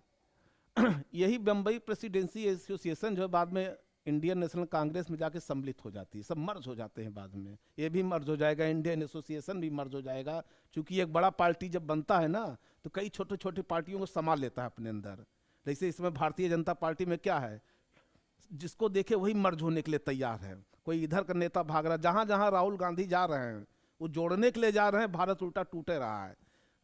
पश्चिम बंगाल से चले तो ममता बनर्जी कही हम तो अलग चुनाव लड़ेंगे, कांग्रेस से अलग अपना नाता तोड़नी। बिहार में आई तो नीतीश बाबू चले आए, बीजेपी में चले आए।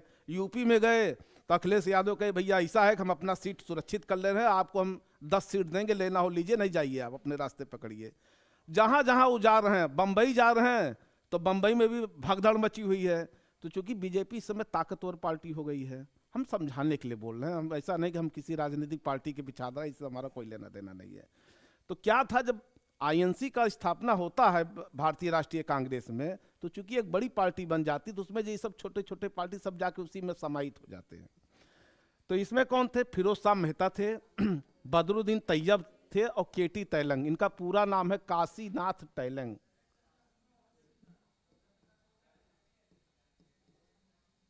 काशीनाथ तैलंग। तो फिरोज शाह मेहता थे, ये बंबई के थे ही, बेसिकली ये गुजरात बंबई उस समय एक ही में था, तो ये वहीं के थे। फिरोज शाह मेहता, बदरुद्दीन तैयब जी और काशीनाथ तैलंग। बंबई प्रेसिडेंसी एसोसिएशन 1885 में गठन हुआ था। फिर नेशनल कॉन्फ्रेंस, वही था इंडियन एसोसिएशन वाला, फिर ये संगठन करते हैं, नेशनल कॉन्फ्रेंस के नाम से संगठन करते हैं।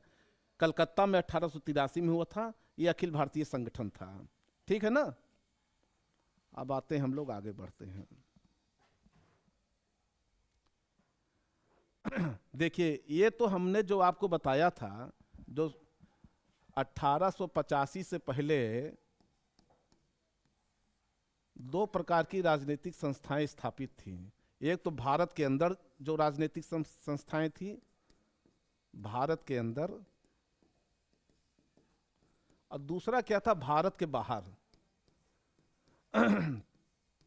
तो अभी जो मैंने आपको बताया वो भारत के अंदर जो है राजनीतिक संस्थाएं थी, जो भारतीयों के मतलब अंग्रेजों के खिलाफ आवाज उठाती थी, या भारतीय लोगों की समस्याओं की पीड़ा को जो है वो अंग्रेजों तक पहुंचाने का प्रयास करती थी। एक प्रयास था ये केवल।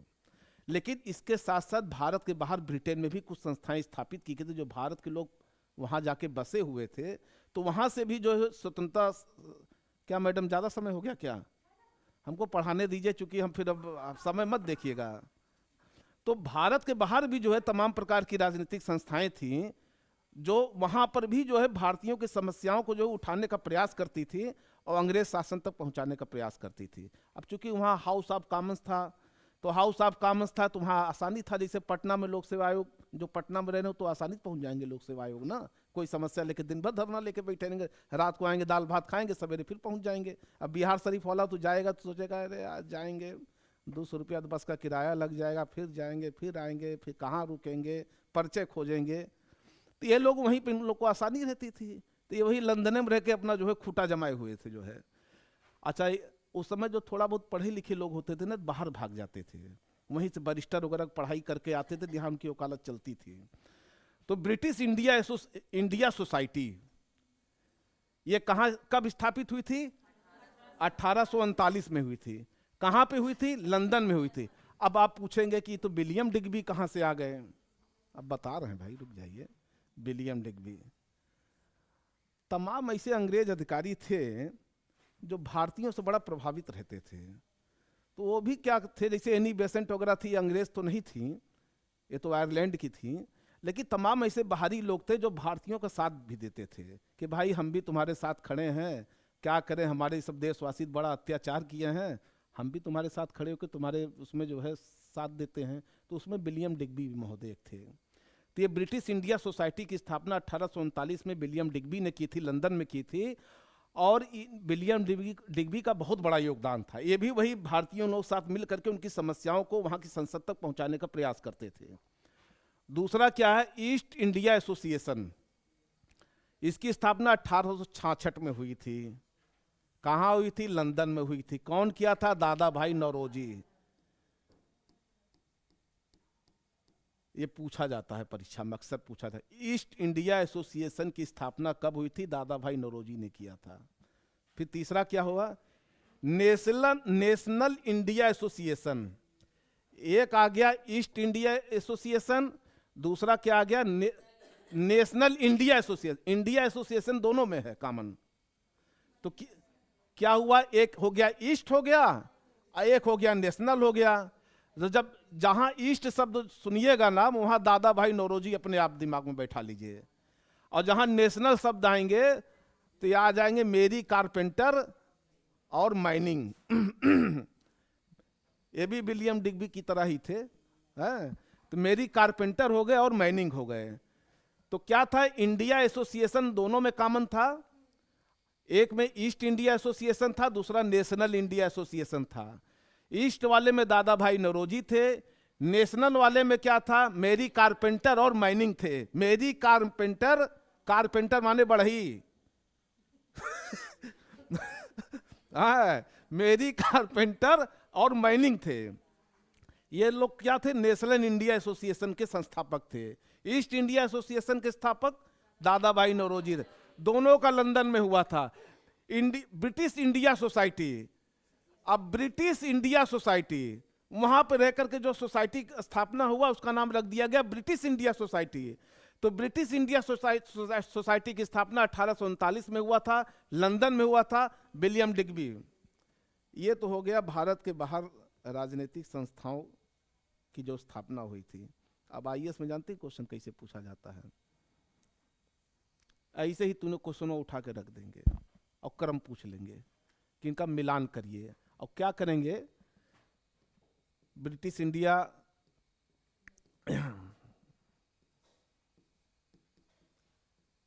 सोसाइटी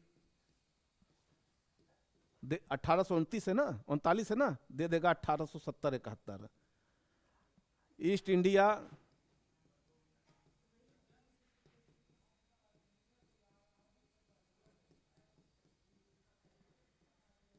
दे देगा 1866 है, 1839 दे देगा। हाँ, और एक इसको दे देगा सही सही, ऐसे दे देगा, लिख करके दे देगा। पूछेगा इसमें कौन सही सुमेलित है। तो इसका पूरा डेट वाइज भी ऐसे कंफ्यूज कराता है जो है। तो ऐसे कभी कभी इस तरीके से क्वेश्चन पूछ लेता है। कभी कभी क्वेश्चन जो पूछता है जिससे पहले भारत के अंदर जो राजनीतिक संस्थाएं स्थापित की गई थी वहां से 2 उठा लेगा और 2 यहां से उठा लेगा। पूछेगा क्रम मिलान करने के लिए जो है। तो यहां से भी क्वेश्चन पूछे जाते हैं, मतलब क्वेश्चन को ऐसे ही घुमा टहला करके पूछे जाते हैं। तो ये हो गया क्या? भारत से बाहर स्थापित संस्थान हो गए। यहां तक कोई दिक्कत किसी को आई? कोई दिक्कत अगर आ रही हो तो पूछिए। चलिए अब आगे बढ़ें।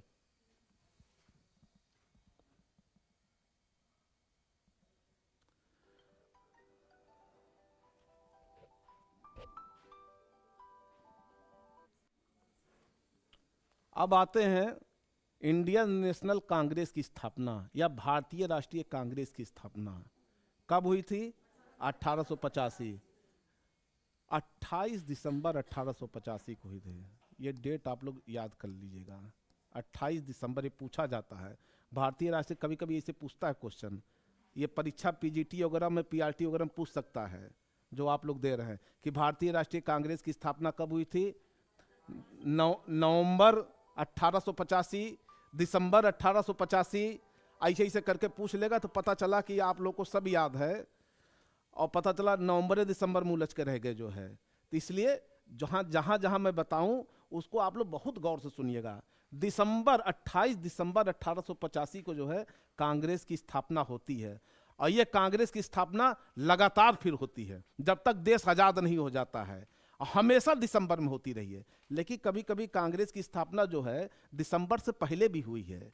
तो जो दिसंबर से पहले कांग्रेस की स्थापना होती थी वो कांग्रेस का विशेष अधिवेशन जब होता था। कभी कभी कांग्रेस के 2-2, 3-3 अधिवेशन हुए हैं। जब बहुत खास बात पड़ जाती थी, राष्ट्रीय आंदोलन जब हम पढ़ाएंगे आगे चल के तो उसमें हम आपको बताएंगे कि कांग्रेस का विशेष अधिवेशन कब कब हुआ। असहयोग आंदोलन के समय विशेष अधिवेशन हुआ था 1920 में। एक नागपुर में हुआ था अधिवेशन और एक अधिवेशन यहाँ हुआ था आपके पश्चिम बंगाल में अधिवेशन हुआ था, तो कभी कभी विशेष अधिवेशन भी हो जाया करते थे, अक्सर हुआ है। लेकिन ज़्यादातर जो अधिवेशन एक जो प्रॉपर वे में कांग्रेस का हुआ है वो दिसंबर में ही अधिवेशन इसका होता था। तो 28 दिसंबर 1885 ईस्वी को कांग्रेस, इंडियन नेशनल कांग्रेस की स्थापना होती है। ये कांग्रेस है क्या? कांग्रेस शब्द आया कहां से है? कांग्रेस का मतलब क्या होता है? कांग्रेस का मतलब होता है लोगों का एक समूह, लोगों का एक समूह होता है। ये शब्द आया कहां से? ये शब्द आया उत्तरी अमेरिका से आया। कांग्रेस शब्द जो है उत्तरी अमेरिका से आया है। इसका मतलब होता है लोगों का समूह होता है। अब आइए इसके बारे में अगली कहानी हम लोग स्टार्ट करते हैं। इसकी स्थापना जो है कौन किया था? एलन ऑक्टेवियन हुम किए थे। अब इसमें हम कुछ इनके बारे में खास खास बात बताएंगे जहां से प्रश्न पूछे जाते हैं, जल्दी किताबों में नहीं मिलते हैं। 28 दिसंबर 1885 को हुआ था। ये एलन ऑक्टेवियन हुम कौन थे? एक सेवानिवृत्त अधिकारी थे, रिटायर्ड अधिकारी थे, सेवानिवृत्त अधिकारी। क्या थे? कलेक्टर थे। कहां के कलेक्टर थे? इटावा के कलेक्टर थे। इटावा कहां है? बहुत सही, इटावा आपके पड़ोस वाले राज्य में है, आप लोगों को पता होना चाहिए। इटावा कहीं माननीय मुलायम सिंह यादव जी थे जो मुख्यमंत्री थे। इटावा उनका जनपद है, जो है मैनपुरी है लेकिन इटावा में ही मतलब आता है। इटावा उनका ये चंबल वाला एरिया है, पूरा बड़ा खतरनाक एरिया है, यहाँ सब वही हैं, सब वही टाइप के। तो इटावा के कलेक्टर जो है थे पहले। और जब भारतीय राष्ट्रीय कांग्रेस की स्थापना हुई थी उससे पहले इन्होंने ही 1884 में भारतीय राष्ट्रीय संघ की स्थापना की थी। ये क्वेश्चन पूछा जाता है कि 1884 में भारतीय राष्ट्रीय संघ की स्थापना किसने की थी, या कभी कभी इसको जानते हैं कंफ्यूज कराने के लिए इसे पूछा जा सकता है। जानती क्या? Indian national league. ऐसे नहीं पूछेगा, ऐसे पूछेगा। देखिए आप लोग ध्यान सुनिए, भारतीय राष्ट्रीय संघ ऐसे नाम लिख करके नहीं पूछेगा, पूछेगा इसी को हिंदी में लिख देगा, इंडियन नेशनल लीग की स्थापना किसने की थी। तो इसलिए एक एक शब्दों को आप लोग बहुत ध्यान से सुनिएगा। जो है क्वेश्चन कहीं से भी घुमा सकता है, पलट सकता है, इधर उधर कर सकता है, तो ध्यान से सुने रहिएगा और एक एक चीज विचार किए रहिएगा, तो वहां कंफ्यूजन नहीं होगा आप लोगों को। तो ये 1884 में भारतीय राष्ट्रीय संघ की स्थापना किए थे। कौन को कहा था ये स्थापना करवाने के लिए? इनको लॉर्ड डफरिन जो थे, उसमें भारत वाइसराय थे, लॉर्ड डफरिन। लॉर्ड डफरिन का कार्यकाल कब से कब तक था?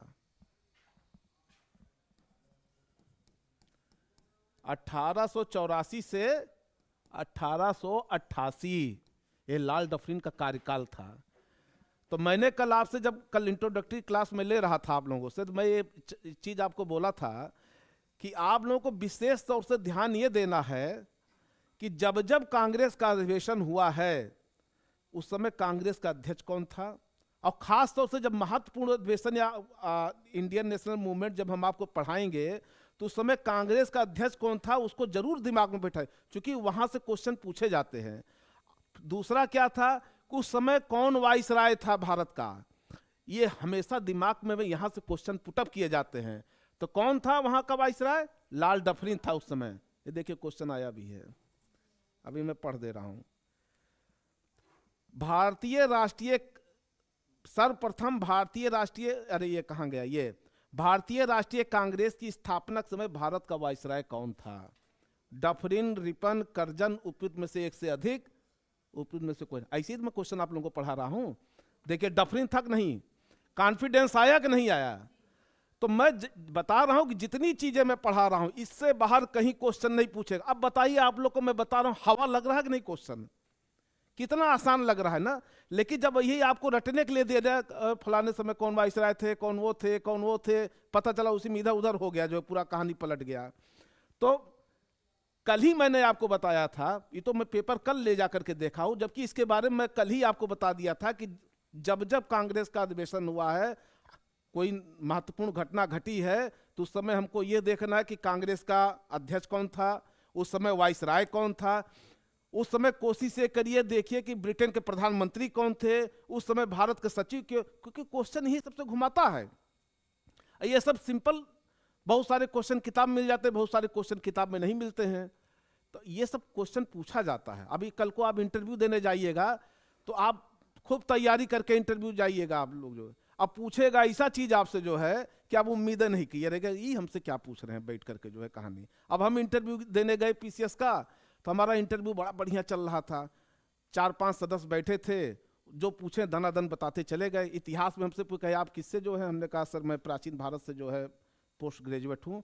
तो कहे मैं आपसे इतिहास पूछूंगा, हमने कहा सर पूछिए। तो उन्होंने कहा कि सूरसेन का नाम सुने हैं, हमने कहा हाँ सर सूरसेन का नाम सुने हैं। कहे किस जिले का नाम था, आज आधुनिक में उसको क्या कहा जाता है, हमने कहा मथुरा को कहा जाता है, मथुरा को प्राचीन नाम 16 महाजनपद काल में सूरसेन के नाम से जाना। दनादन क्वेश्चन बताए।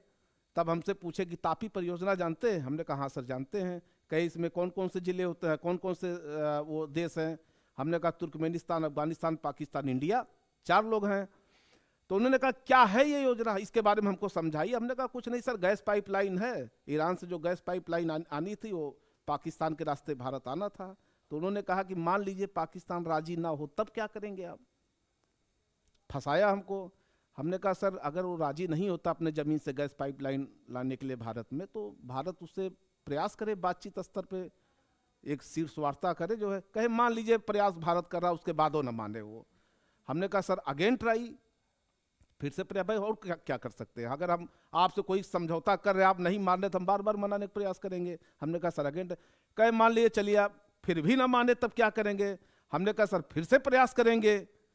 कहे मान लीजिए आप प्रयास से मनबे ना करो, कसम खा बोले हम देबे नहीं करेंगे अपना जमीन जो है। तो हमने कहा सर एक विकल्प और है। कहे क्या, हमने कहा सर समुद्र के रास्ते से भारत आ सकता है, खर्चा ज्यादा लगेगा, लेकिन तब दूसरा विकल्प समुद्र के रास्ते से आ सकते। कहे हाँ। तब तक एक मैडम बैठी थी, वो हमारे हाथ पीछे पड़ गई, लगी हमसे जो है ऐसा क्वेश्चन, अब उनको बार बार हम सही जवाब दें, कह रहे तो सभी लड़के आके ये जवाब दे रहे हैं, कुछ अलग दीजिए। आवाज़ हमारी बहुत तेज है। वहाँ गए हम, थोड़ा सा गुर्रा दिए कस के जो है, वो बोली हमसे भी नहीं रहा गया। हमने कहा मैडम यही इसका जवाब होगा। कहे नहीं मैं नहीं मानूंगा। हमने कहा कि आपके मानने से क्या होता है, इसे निकाल दिए हम जो है। हमने कहा इसका यही जवाब है तो यही जवाब है, मैं सही बता रहा था। वो कभी कभी कॉन्फिडेंस लेवल भी चेक करते हैं ना, कि आप जो है कंफ्यूज कराते हैं, कि आप जो बता रहे हैं एक बार हाँक देंगे तो आप पीछे पलट जाएंगे जो है। तो उसी प्रकार से तो देखिए ऐसे ही आपकी प्रारंभिक परीक्षा से ये दौर चालू हो जाता है। अब ये क्या आपको कंफ्यूजन कराने के लिए तो आया है कि भारतीय राष्ट्रीय संघ की स्थापना पूछ लेगा, इंडियन नेशनल लीग की स्थापना। तो इसलिए एक एक चीज़ों को बहुत गौर से सुनिए, बहुत ध्यान से सुनिए, कुछ क्वेश्चन ऐसे ही पूछे जाते हैं। 1884 में भारतीय राष्ट्रीय संघ की स्थापना इन्होंने की थी, किसके कहने से, लाल डफरिन के कहने से। लाल डफरिन कौन थे, भारत के वाइसराय थे। कहां हुआ था ये भी क्वेश्चन पूछा जाता है। 28 दिसंबर 1885 को बंबई के गोकुल दास तेजपाल संस्कृत महाविद्यालय में हुआ। महाविद्यालय नहीं, महाविद्यालय होगा ये। महाविद्यालय में इसका पहला अधिवेशन हुआ था। कहां हुआ था, 28 दिसंबर 1885 को बंबई, वर्तमान में मुंबई कहा जाता है इसको, उस समय बंबई कहा जाता था। बंबई में गोकुलदास तेजपाल संस्कृत महाविद्यालय में हुआ था। ये तो हो गया। अब दूसरा देखिए, ये एलन ऑक्टेवियन हुम जो थे, इन्होंने कांग्रेस की स्थापना की थी, लेकिन ये कांग्रेस के अध्यक्ष कभी नहीं बने।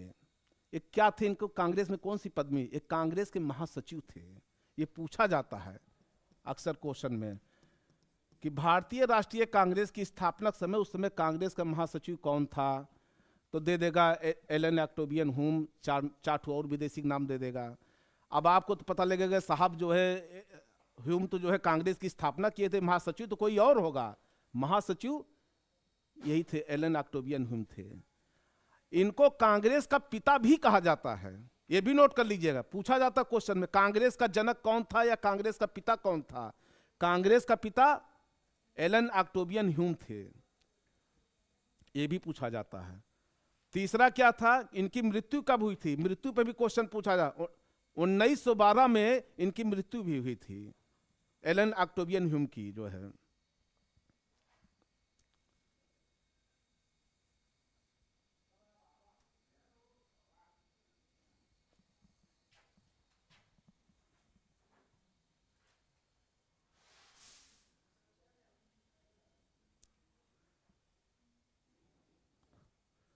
आइए अब आगे बढ़ते हैं हम लोग।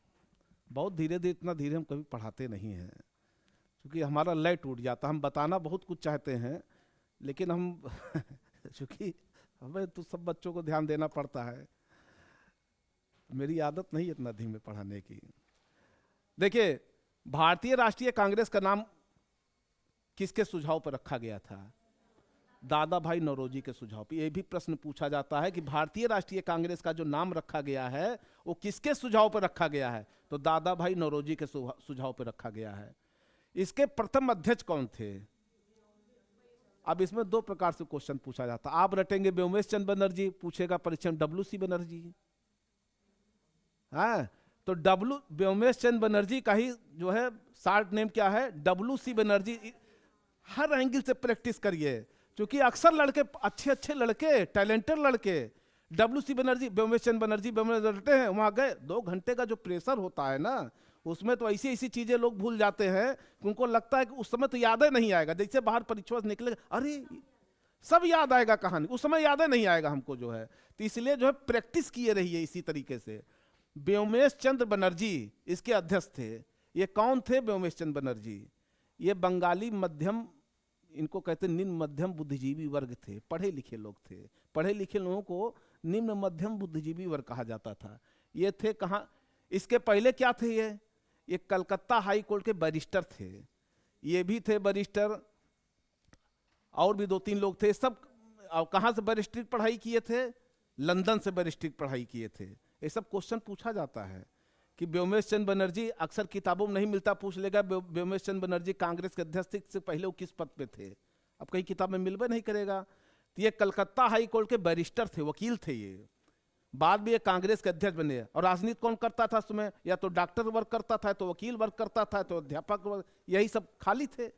इनको करना क्या था? आज के वकीलों की तरह थोड़ी है जो है। पहले तो वकालत में ये था कि एक लंबा सा गाउन पहनते थे और वकील कम हुआ करते थे। फीस उनसे लोग देते नहीं थे, उनके गाउन के पीछे थैली लगी रहती थी, लोग ले जाकर पैसा डाल देते थे।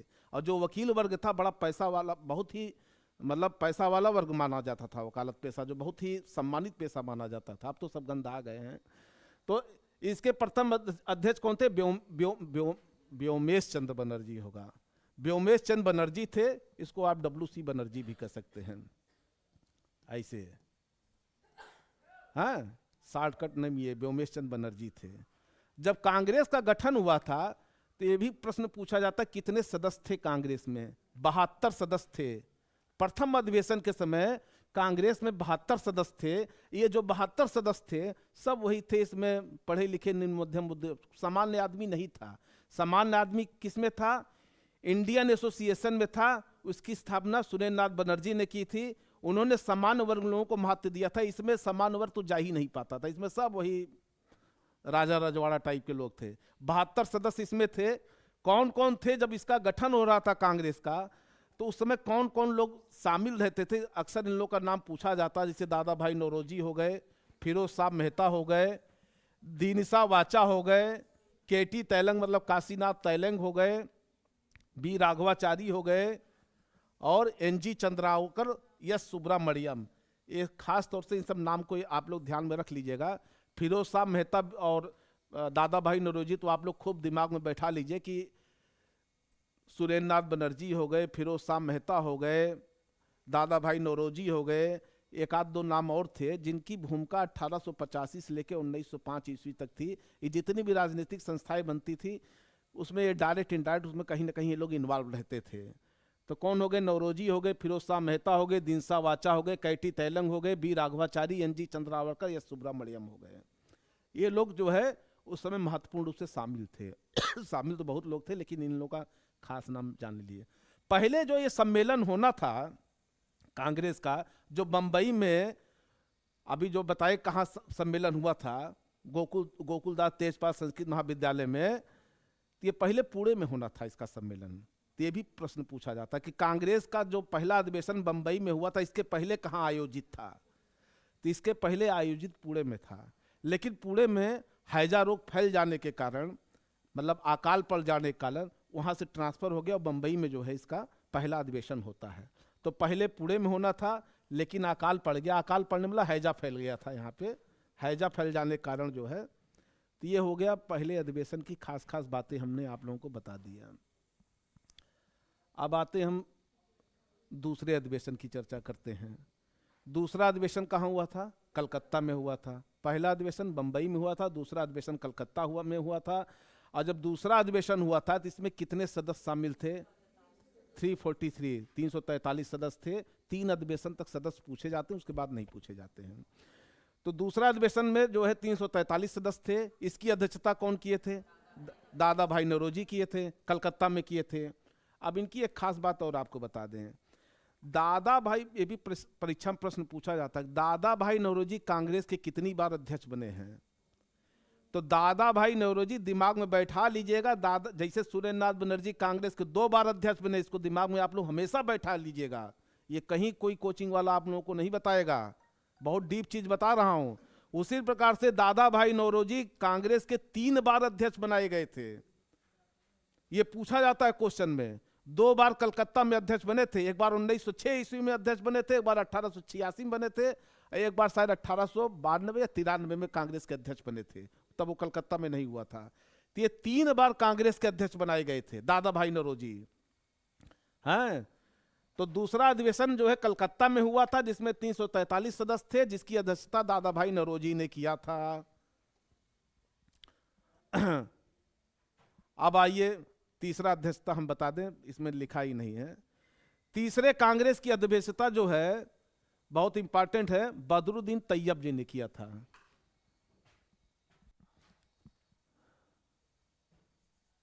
तीसरे कांग्रेस का अधिवेशन, इसको नोट कर लीजिए, क्वेश्चन पूछा जाता है। चूंकि हम इसमें पीपीटी में लिख के दिए नहीं, दिमाग से उतर गया था। यह कब हुआ था? 1887 में हुआ था। कहां हुआ था? मद्रास में हुआ था। इसकी अध्यक्षता किसने किए थे? कौन किया था? बदरुद्दीन तैयब किए थे। क्यों इंपॉर्टेंट है भी मैं आपको बता रहा हूं। बदरुद्दीन तैयब ने किया था। कितने सदस्य थे? 1248 सदस्य थे।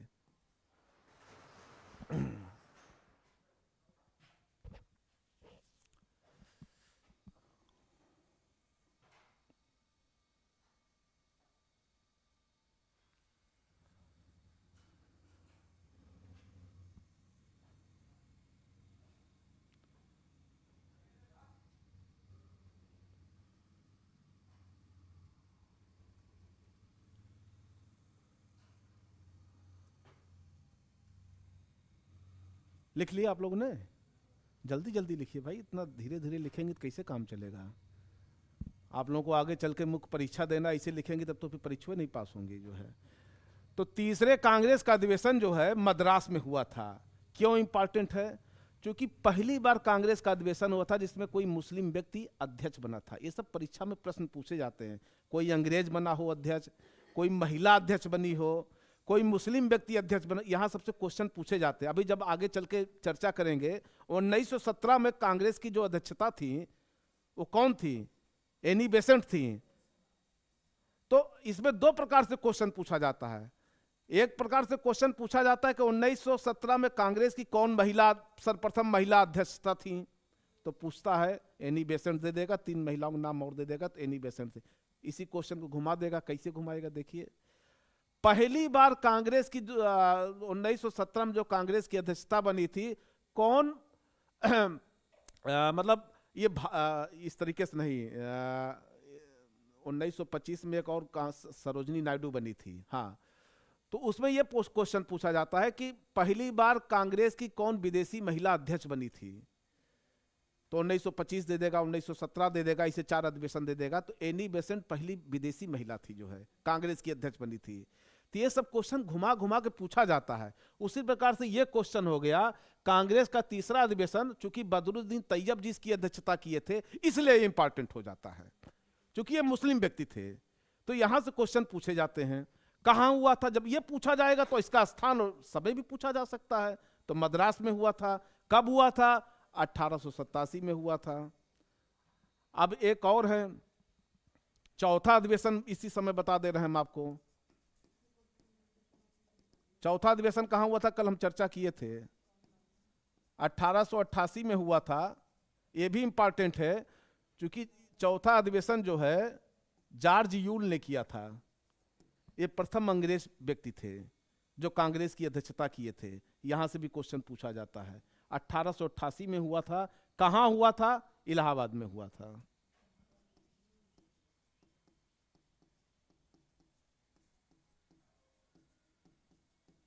जिसका वर्तमान नाम प्रयागराज हो गया है। जॉर्ज यूल किए थे।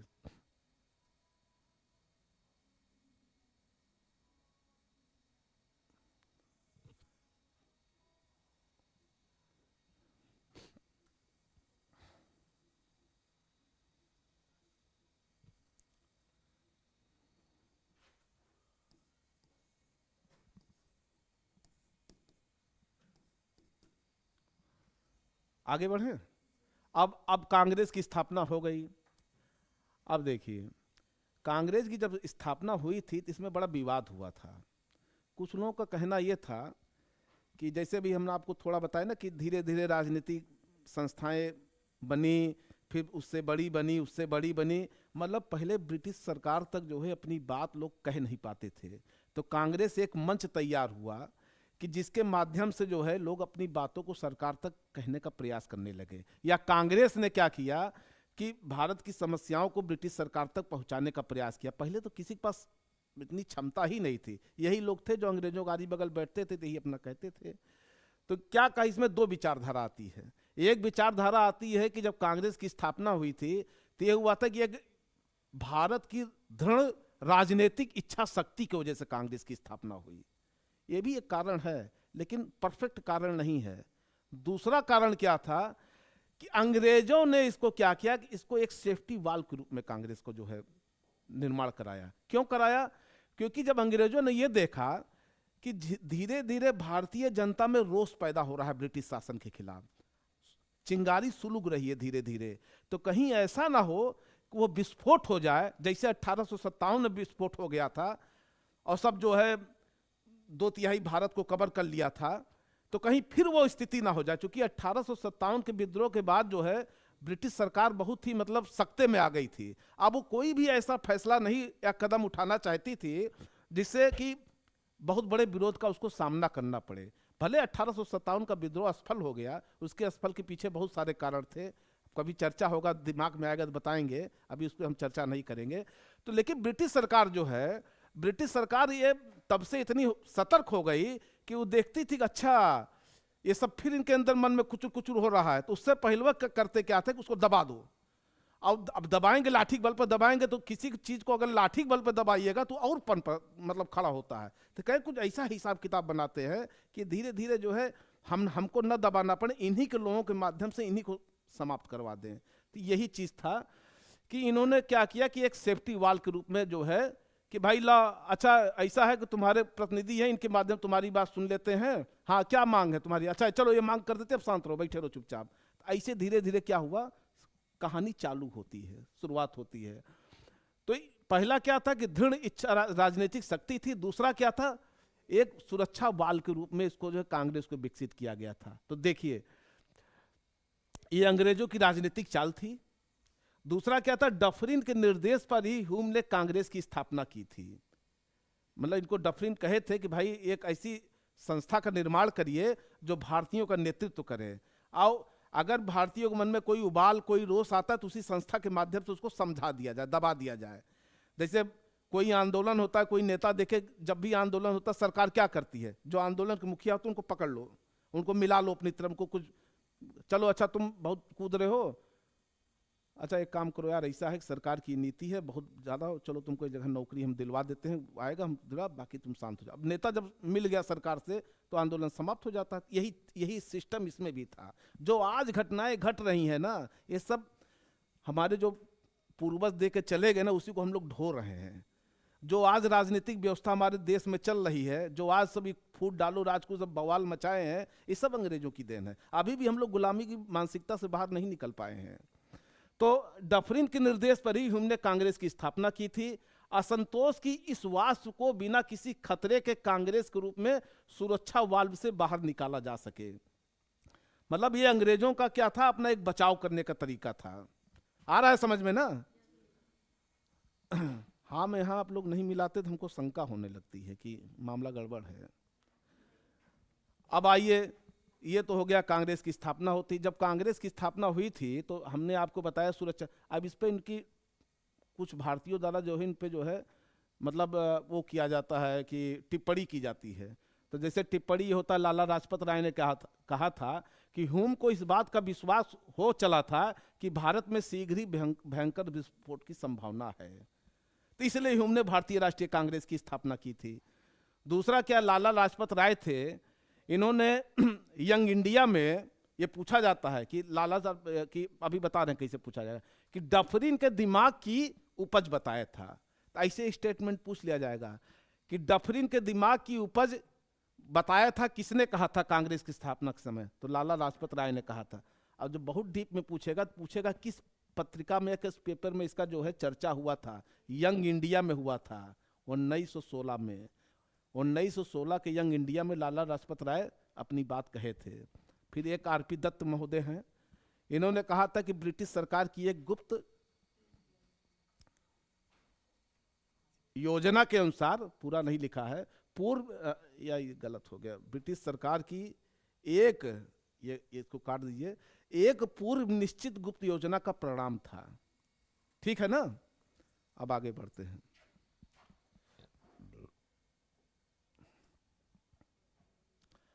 अच्छा, जब प्रथम अधिवेशन हुआ था तो ये लोग अपनी मांग कैसे रखते? देखिए इन लोग का मांग देखिए, इनका मांग क्या क्या था? केंद्रों और प्रांतों में विधान परिषदों का विस्तार होना चाहिए। ये मांग करके का उखाड़ लिए जो है, जरूरत समस्या कुछ और थी, ये केंद्र और प्रांत में विधानसभा विस्तार मांग रहे हैं। क्योंकि इनकी जो वास्तविक समस्या थी, इनकी हिम्मतें नहीं पड़ती थी जाके अंग्रेज से मांग ले। तो यही केंद्र और प्रांतों में विधान परिषदों का विस्तार होना चाहिए। विधान परिषद का विस्तार हो जाएगा तो कौन सा जो है भारतीय लोग समस्या सॉल्व हो जाएगी। क्योंकि इसमें शामिल थे निम्न मध्यम वर्गीय। ये लोग करते क्या थे ना कि अगर विस्तार हो जाएगा तो हमको सिटिया मिल जाएगा बैठने के लिए। जैसे आज क्या करते हैं, आज जो समाज के जो पैसा वाले लोग हैं तो जाके या तो विधान परिषद में बैठते हैं, तो विधान भवन में, या तो राज्यसभा में चले जाते हैं। ऐसे उस समय भी था। जो भारत की वास्तविक समस्या थी उसको तो वहां तक पहुंचाने का प्रयास नहीं कर रहे थे। उसको पहुंचाने का प्रयास कौन किए थे? बाल गंगाधर तिलक, लाला लाजपत राय, भगत सिंह, जिनको फांसी में लटका दिया गया। तो ये लोग तो अपना राजगद्दी संभाल रहे थे बैठ करके। हालांकि इतना हमको खुल के नहीं बोलना चाहिए, लेकिन हमको समझाना है तो क्या करें। तो केंद्र और प्रांतों में विधान परिषदों का विस्तार होना चाहिए। ये आम आदमी की समस्या है। पहले बताइए, अब हम कह दें बिहार में विधान परिषद खत्म हो जाए तो इससे हमारे ऊपर क्या, हमारे सेहत पर क्या फर्क पड़ने वाला है? सारा नियम कानून तो विधानसभा से पास होता है ना। ये तो अंग्रेजों का एक बनाया हुआ सिस्टम है, जबरदस्ती विधान परिषद। सोइए मत भाई, आप सुनिए, नहीं सोएंगे तो इससे मजा नहीं आएगा। हाँ, विधान परिषद बना दिया गया है तो इसका क्या बहुत ज्यादा रोल है? बहुत ज्यादा रोल नहीं है इसका, लेकिन बन गया, सिस्टम तो बन गया। तो केंद्र और प्रांतों में विधान परिषदों का विस्तार। दूसरा क्या था? उच्च सरकारी नौकरियों में भारतीयों को भी अवसर दिया जाए। तो उच्च सरकारी नौकरी में कौन बैठता था? गरीब आदमी बैठता था, कमजोर आदमी बैठता था, जिसको खाने के लिए अट रहे उच्च सरकारी नौकरी में उस समय बैठेगा। यही निम्न मध्यम वर्गीय लोग थे, शहरी वर्ग लोग थे, यही अपना ICS वगैरह में बैठते थे। जिनको रोजमर्रा का जीवन जीना है वो कहाँ उस समय शिक्षा का इतना व्यापक विस्तार हुआ ही नहीं था जिस प्रकार से आज शिक्षा का हो गया है। सैनिक खर्च में कटौती होनी चाहिए। और भारतीय प्रशासन की जांच है तो एक रॉयल कमीशन की नियुक्ति होनी चाहिए। ये इनकी पहली मांग थी। यहां से बहुत ज्यादा क्वेश्चन नहीं पूछता है, लेकिन ये चूंकि हायर लेवल में क्वेश्चन पूछा जाता है इसलिए मैंने आपको बता दिया कि थोड़ी बहुत जानकारी आप लोगों को होनी चाहिए। 1888 तक इनका क्या था कि बिना निवेदन के साथ हर अधिवेशन में ये दोहराती रही, वही एक करा कि भाई विधान परिषद का केंद्र में उसमें विस्तार हो, ये हो वो हो। इनका ये ड्रामा जो है 1888 ईस्वी तक चलता रहा। फिर उसके बाद इन दिनों कांग्रेस की सरकार के प्रति दृष्टिकोण जो है, नौरोजी के शब्दों में, दादा भाई नौरोजी के शब्दों में देखिए क्या इनका दृष्टिकोण था, क्या इनकी विचारधारा थी, इसको सुनिए। हम ब्रिटिश प्रजा हैं, भारतीय प्रजा नहीं है, हम ब्रिटिश प्रजा हैं। मतलब ये अपने आप को उनके संतान मान लिए थे। हम ब्रिटिश प्रजा हैं, हम अपने हक की मांग कर सकते हैं, जैसे अपने बाप से हक की मांग कर रहे हैं। जब बापे मान लिए तो बाप से हक की मांग करबे करेंगे। तो हम अपने हक की मांग कर सकते हैं। अगर ब्रिटेन की सर्वश्रेष्ठ संस्थाओं से हमें वंचित रखा जाएगा तो फिर भारत को अंग्रेजों के स्वामित्व में रहने का क्या लाभ है। मतलब ये मानसिकता थी कि लोग जो है, मतलब उस समय ये सोचते थे कि ब्रिटिश शासन का रहना भारत में हम लोगों के लिए बड़ा कल्याणकारी है। ये नहीं पता था कि ब्रिटिश शासन ने हमको कंगाल कर दिया, बर्बाद कर दिया जो है ब्रिटिश शासन ने। ये मतलब मुगल भारत में आए, इसके पहले कौन आए थे मुगल के पहले? अरे सल्तनत का लाभ लोग नहीं पढ़े हैं।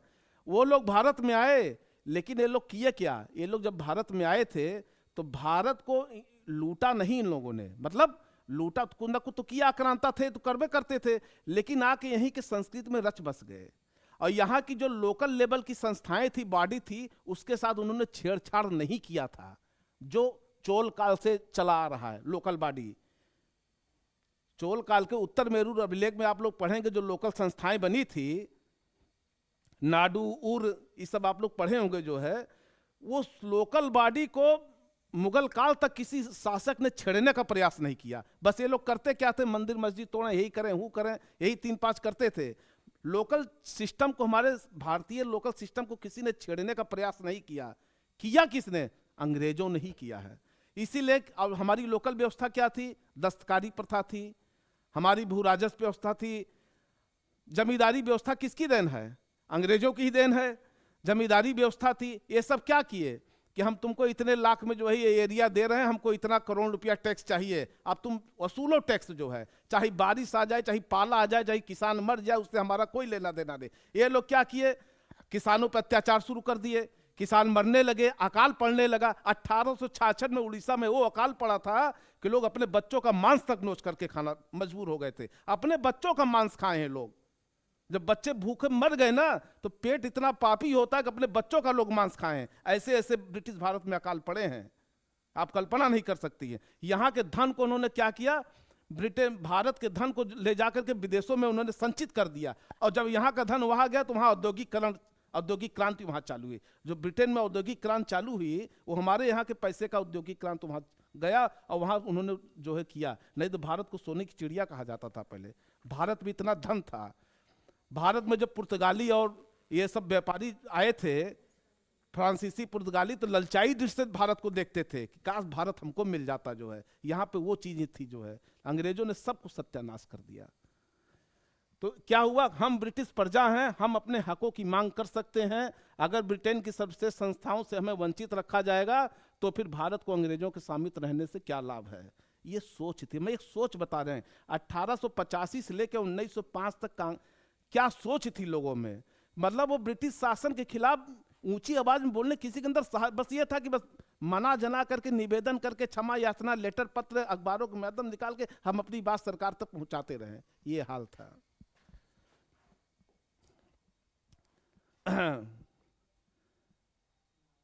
लाला लाजपत राय के अनुसार ह्यूम के बारे में लिखा है कि ह्यूम स्वतंत्रता के पुजारी थे और उनका हृदय भारत की दुर्दशा पर रोता था। ये क्यों कहा? ह्यूम इससे पहले अंग्रेज अधिकारी भले थे, उदारवादी थे, इसके पहले ह्यूम थियोसोफिकल सोसाइटी के सदस्य भी थे। लिख लीजिए, नोट कर लीजिए, पूछा जाता है क्वेश्चन। ह्यूम जो है थियोसोफिकल सोसाइटी के सदस्य भी थे। ये सब क्वेश्चन घुमाया जाता है। तो ये क्या थे कि इन पे आरोप लगा था, ह्यूम पे आरोप लगता था अंग्रेजों की तरफ से कि जो है ये मतलब क्या बोले,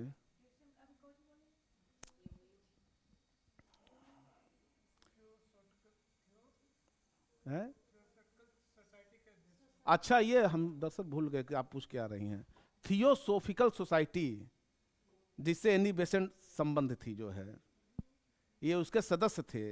ये पूछा जाता है, हम क्यों नोट करा रहे हैं, भी इसके बारे में चर्चा करवा दे रहे हैं आप लोगों से। देखिए, हम क्यों कहे इस बात को। ऐसे भी क्वेश्चन पूछा जा सकता है कि इनमें से कौन थियोसोफिकल सोसाइटी का सदस्य नहीं था? तो पूछेगा एनी बेसेंट, दूसरा नाम रखेगा एओ ह्यूम, तीसरा नाम 2 भारतीयों का रख देगा। अब आप कहेंगे ये एओ ह्यूम तो बिल्कुल नहीं थे जो है, क्योंकि इसके बारे में आपने डिटेल पढ़ा ही नहीं है। तो ये थियोसोफिकल सोसाइटी के सदस्य भी थे एओ ह्यूम जो है। तो इनमें क्या था कि भारतीयों के ये चाहते थे कि भारतीयों को जो है, मतलब ये भारतीयों के पक्ष में रहते थे। इसीलिए लाला लाजपत राय ने कहा कि ह्यूम स्वतंत्रता के पुजारी थे, ध्यान से सुनिएगा, और उनका हृदय भारत की दुर्दशा पर रोता था। हाँ, वो चाहते थे कि भारत जो है अंग्रेजों के चंगुल से आजाद हो जाए। जून 1986 में डफरिन ने, इसी बात पे जून 1986 में डफरिन ने ह्यूम को पागल, बेईमान और धूर्त भी कहा था। ये क्वेश्चन पूछा जाता कि ह्यूम को किसने पागल, बेईमान, धूर्त कहा था, तो लाल डफरिन। जबकि एक तरफ आप उल्टा पढ़ रहे हैं कि लाल डफरिन के ही कहने से जो है कांग्रेस की स्थापना ये ह्यूम ने की थी, और दूसरी तरफ जो है लाल डफरिन को पागल, बेईमान, धूर्त भी कह रहे हैं। तो लाल डफरिन ने भी इनको जो है ह्यूम को पागल, बेईमान और धूर्त भी कहा था। ये कोटेशन पूछा जाता है एग्जाम में। 1889 ईस्वी में बंबई कांग्रेस अधिवेशन के जो सदस्य थे, हाउस ऑफ कॉमन, मतलब हाउस ऑफ कॉमन का मतलब लोकसभा सदस्य, हाउस ऑफ लॉर्ड्स जो है राज्यसभा होता है, हाउस ऑफ कॉमन जो है लोकसभा होती है। तो ब्रिटेन के हाउस ऑफ कॉमन के सदस्य थे एक चार्ल्स ब्रैडला थे, ब्रैडल नहीं ब्रैडला होंगे, चार्ल्स ब्रैडला थे। ये भी भारतीय मामलों में गहरी रुचि लेते थे, ये सदस्य थे जो है। और इसी रुचि लेने के कारण जो है ब्रिटेन के लोग इन पे मजाक उड़ाते थे, अरे ये तो भारतीय सदस्य है, अरे ये तो भारतीय सदस्य है। तो ये रुचि लेते थे, और इन्हीं के ही कहने पर, चार्ल्स ब्रैडला के ही कहने पर जो है भारतीय विधान परिषद जो है पास हुआ था, एक्ट पास हुआ था। इन्होंने ही विधान परिषदों की मांग को संसद के समक्ष रखा, इसीलिए इनको ब्रिटिश संसद के लोग भारत के सदस्य के रूप में संबोधित करने लगे थे। उसके बाद उदारवादी अपनी बातों को मनवाने के उद्देश्य से ब्रिटेन में दादा भाई नौरोजी की अध्यक्षता में 1887 ईस्वी में भारतीय सुधार समिति की स्थापना की थी। ये पूछा जाता है, ये क्वेश्चन आप लोग ध्यान से सुन लीजिएगा। भारतीय सुधार समिति की जो स्थापना हुई थी वो किसकी अध्यक्षता में हुई थी? दादा भाई नौरोजी की अध्यक्षता कब हुई थी? 1887 में हुई थी। और फिर दूसरा क्या था? ये 1888 ईस्वी में विलियम डिग्बी की अध्यक्षता में लंदन में जो है ब्रिटिश कमेटी ऑफ इंडिया की स्थापना हुई थी। तो भारतीय सुधार समिति और ब्रिटिश कमेटी ऑफ इंडिया, एक 1887 में हुआ था, एक 1888 में हुआ था। ये भारतीयों की समस्याओं को सुनने के लिए था, दोनों लंदन में स्थापित हुआ था। एक विलियम डिग्बी की अध्यक्षता में हुई थी और एक दादा भाई नौरोजी की अध्यक्षता, ध्यान में रख ले। अब इनके बारे में टिप्पणी क्वेश्चन पूछा जाता है, बाद में टॉपिक खत्म। डफरिन ने कहा था, ये बहुत ही महत्वपूर्ण फैक्ट है, कांग्रेस के विषय में कहा था कि वह जनता के उस अल्पसंख्यक वर्ग का प्रतिनिधित्व करती है जिसकी संस्था सूक्ष्म है। मतलब वो कहते थे कांग्रेस हमारा क्या उखाड़ लेगी, इतने सूक्ष्म लोग, मतलब मुट्ठी भर लोगों की संस्था है, कहना उसी में राजनीति, हमारे खिलाफ आवाज उठावे, हम तो इतने ताकतवर आदमी हैं। तो डफरिन ने मजाक उड़ाया था कह करके कि वह जनता के उस अल्पसंख्यक वर्ग का प्रतिनिधित्व करती है जो इसकी संस्था इतनी सूक्ष्म है। तो ये पूछा जाता है। दूसरा क्या है? कर्जन ने कहा था, कर्जन जो है बहुत बड़ा निरंकुशवादी था। जब 1899 कर्जन का कार्यकाल था, वाइसराय था 1899 से लेकर 1905 ईस्वी तक। तो ये बड़ा ही निरंकुश था कर्जन। कर्जन के बारे में जब पढ़ाएंगे तब उसका बताएंगे क्या क्या करता था वो। तो कर्जन ने कहा था कि कांग्रेस अपनी मौत के लिए मौत की घड़ियां गिन रही है और भारत में रहते हमारी ये आकांक्षा है कि इसको जो है मरने दो। अभी अभी आगे दिखाते हैं इसमें क्या है, बहुत बढ़िया इंपॉर्टेंट ये कई बार परीक्षा में पूछा भी जा चुका है। और मेरी सबसे बड़ी इच्छा है कि मैं इसे शांतिपूर्वक मरने में, करने में नहीं, मरने में मदद कर सकूं मदद कर सकूं है। ये उनका कर्जन का जो स्टेटमेंट है। तीसरा बंकिम चंद्र चटर्जी का है कि कांग्रेस के लोग पदों के भूखे हैं। अब ये लोग काहे कहते थे? ये लोग उसी कांग्रेस के सदस्य थे, सब तो चाटुकार तो थे नहीं, हर आदमी तो गिड़गिड़ा सकता नहीं। इन लोग को लगता था देखो गिड़गिड़ा रहे हैं, ये नहीं कि जब चल के बात करें जो है। तो ये लोग उसी टाइप के थे जो है, लोग करें क्या, इन लोग ताकतवर थे ही नहीं। तो बंकिम चंद्र चटर्जी कहे कि कांग्रेस के लोग पदों के भूखे हैं, ले जाके अंग्रेजों सामने चाटुकारिता करते हैं। तिलक बहुत, अरे क्या ऐसा नेता अगर भारत को मिलना, बाल गंगाधर तिलक, यदि हम वर्ष में एक बार मेढक की टर्राएंगे तो हमें कुछ नहीं मिलेगा, ये तिलक का कहना था। लाला लाजपत राय कांग्रेस सम्मेलनों में शिक्षित भारतीयों के वार्षिक राष्ट्रीय मेले की संज्ञा दी कि इसमें कुछ शिक्षित लोग हैं जो एक साल में जो है कांग्रेस का अधिवेशन होता है, जाके सब लोग उसमें चाय पानी पीते हैं बैठ के, चाय समोसा खाते थे, एक मेले की संज्ञा दे दी। अक्सर यहाँ से 2 क्वेश्चन पूछा जाता है, ये बहुत इंपॉर्टेंट है, इसको आप लोग सुनिएगा। कांग्रेस को 3 दिनों का तमाशा किसने कहा था? रट लीजिए, अश्विनी कुमार दत्त ने कहा था। दूसरा क्या है, कांग्रेस को याचना संस्था की संज्ञा किसने दी थी? बिपिन चंद्रपाल। ये अक्सर क्वेश्चन पूछे जाते हैं, ये खासतौर से टीचिंग वाले में जो है, जो भी आप लोग दे रहे हैं बिहार शिक्षक भर्ती परीक्षा, यहाँ पूछा जा सकता है, तो टीचर वाले लोग इसको विशेष तौर से ध्यान दें। 3 दिनों का तमाशा किसने कहा था? अश्विनी कुमार दत्त। याचना संस्था की संज्ञा किसने दी थी? बिपिन चंद्रपाल। तो इस प्रकार से जो है आज का टॉपिक ये समाप्त हुआ। कल हम इसके आगे की कहानी आप लोग को बताएंगे।